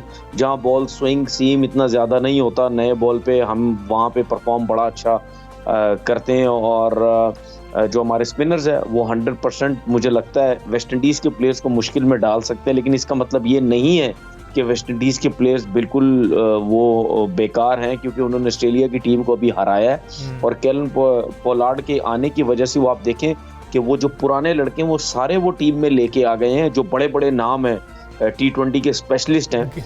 शायद वो वर्ल्ड कप टीम जी, वो रसल आए हैं, गेल आए हैं, ब्रावो आए हैं, सिमंस आए हैं, ठीक है, फिडल एडवर्ड्स जो हैं वो मेरे ख्याल में 39-40 साल के हैं, अच्छी पेस से गेंद करते हैं, उनको वो वापस लेके आए हैं। तो काफी प्लेयर्स इनके वापस आए हैं, तो आसान नहीं होगा। सीरीज जो है वो तगड़ी होगी, क्योंकि उनका कॉन्फिडेंस बहुत अच्छा हुआ है, उन्होंने ऑस्ट्रेलिया को हराया है।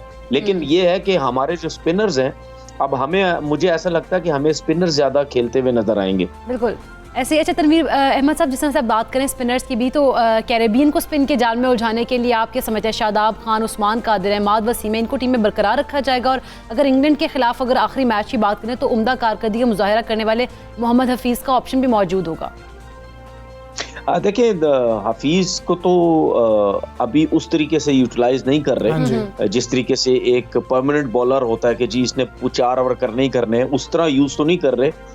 लेकिन उसके अलावा अगर हम बात करें, शादाब की बात करते हैं, उस्मान कादिर इन पिचेस पे बड़े इफेक्टिव हो सकते हैं, क्योंकि इन पिच पे आपको स्पिन भी मिलेगा और वो फ्लाइट के साथ बॉल करते हैं। इन पिचेस के ऊपर जहाँ थोड़ा सा स्पिन मिलता है, अगर हम वहाँ फ्लाइट के साथ बॉल करें तो आपको विकेट्स मिलने के भी चांसेस बहुत होते हैं। लेकिन ये याद रखिएगा कि जब हमारे स्पिनर्स अगर पोलार्ड को बॉलिंग कर रहे होंगे, वो स्पेशली वो बहुत अच्छा खेलता है स्पिनर्स पे, वो बहुत ज्यादा अटैक करता है, तो हमें मुश्किलात तो हैं। लेकिन मुझे ऐसा लगता है कि मैं समझता हूँ कि पाकिस्तान को ये सीरीज जीतनी चाहिए। बिल्कुल ठीक है तनवीर भाई। अच्छा बात कर लेते हैं कि क्या हमारा जो कोचिंग स्टाफ बैठा होगा वो पिच रीड कर पाएंगे? हमें समझ लग जाएगी कि हसनैन को ये मैच नहीं खिलाना चाहिए, अगर हमने कोई ओवर उसको नहीं देना, हमें समझ लग जाएगी कि शाहीन को हम 1 ओवर दे रहे हैं तो हम फिर स्पिनर्स को ज़्यादा खिला लें, हमें मतलब खास तौर पर बॉलिंग कोच को ये समझ लग जाएगी कि ये बॉलर्स जाने चाहिए और इनको ओवर देना चाहिए? नहीं, ऐसा नहीं होता है। देखिए, आपने अपनी फास्ट बॉलर्स की स्ट्रेंथ जो है वो पूरी रखनी होती है, स्पिनर्स की पूरी रखनी होती है, ऐसा नहीं होता। आप इंग्लैंड के मैच के हिसाब से बात कर रहे हैं कि वहां पे स्पिनर से ज्यादा बॉलिंग करवाई, हसनैन से ओवर कोई नहीं करवाया गया। देखें, आपके पास तो हथियार पूरे होने चाहिए ना, लेकिन वहां पे बॉल इतना स्पिन हो रहा था आखिरी T20 में इंग्लैंड में, तो अगर हम फास्ट बॉलर्स को ओवर देते तो मैच इतना नजदीक नहीं जाता, लास्ट ओवर में मैच जाता ही नहीं, वो पहले ही खत्म हो जाता, क्योंकि वहां फास्ट बॉलर को खेलना बहुत आसान था। इस वजह से फिर आपने देखा वहां हफीज से भी बॉलिंग करवाई, तो स्पिनर्स का वहां पे रोल बहुत नजर आ रहा था, बॉल स्पिन इतना ज्यादा हो रहा था। ये गलती हो जाती है तनवीर भाई वैसे पिच रीड करने में कि बिल्कुल ही मुख्तलिफ पिच निकल आए? नहीं होती है, क्यों नहीं होती? कोई मैं तो ये समझता हूँ कि 100% कोई राइट नहीं होता कि उसको बस 100% पता है कि यही सब कुछ होना है पिच पे, क्योंकि आपको एक पिच नजर आ रही होती है, आप एक आइडिया लगाते हैं कि यार ये लगता है थोड़ी सी सॉफ्ट लग रही है, इसमें क्रैक्स थोड़े ज्यादा लग रहे हैं, ये बिल्कुल बैटिंग पिच लग रही है। ये आप एक देख के या हाथ लगा के, आपने देखा होगा जो करते हैं उससे अंदाजा लगाते हैं, वरना कोई ऐसा ये नहीं है। सबसे मेरे ख्याल मुश्किल काम है पिच रीड करना। अच्छा। ये किस तरीके से, बस उसमें ये आइडिया होता है, आपको ये होता है जब आप अपनी होम कंडीशन में खेल रहे होते हैं, उसमें फिर आपको एक अच्छे तरीके से आइडिया होता है। अब जिस तरह मैंने सारी जिंदगी फर्स्ट क्लास क्रिकेट कराची में खेली, ठीक है, अब मुझे बगैर सोचे समझे एक आइडिया हो जाता था एज अ बॉलर, यार यहाँ पे आखिरी ओवर में आखिरी टाइम पे बॉल रिवर्स स्विंग होना है, पुराना बॉल निकलेगा ही नहीं, हमने जोर कैसे लगाना है, पिच क्या बिहेव करेगी। तो अपनी कंडीशन में आपको पता होता है अपने मुल्क में कि इस शहर की जो पिच है, लाहौर की पिच क्या करेगी बिहेव, कराची की क्या करेगी। लेकिन जब बाहर जाते हैं तो फिर मेरे हिसाब से आप एक उस तरीके से आप आइडिया नहीं एक लगा सकते, बस एक आइडिया लगाते कि शायद ये ऐसा हो जाए, तो उसमें आप कभी कामयाब होते हैं, कभी कामयाब नहीं होते हैं। बिल्कुल, उसमें गलती के चांसेस जरा ज्यादा हो जाते हैं। तनवीर भाई बहुत शुक्रिया आपका। सुल्तान से आप बात कर रहे थे, आज देखते हैं जो टीम कॉम्बिनेशन चेंज करने की बात हो रही है, क्या ओपनिंग पेयर चेंज हो रहा होगा और खुद मिडिल ऑर्डर में आ रहे होंगे दोनों ओपनर्स, ताकि मिडिल ऑर्डर को स्ट्रॉन्ग किया जाए। खैर हम उम्मीद यही करेंगे पाकिस्तान जीते। उम्मीद हम यही करेंगे कि पाकिस्तान आज जीते और हम कल जो है ना अच्छे मूड के साथ प्रोग्राम का स्टार्ट करें और ये आपको खुशखबरी देंगे, पाकिस्तान ने बेहतरीन खेल पेश किया। हमें इजाजत दीजिए, इंशाल्लाह फिर मुलाकात होगी। अपना बहुत ख्याल रखिए। अल्लाह।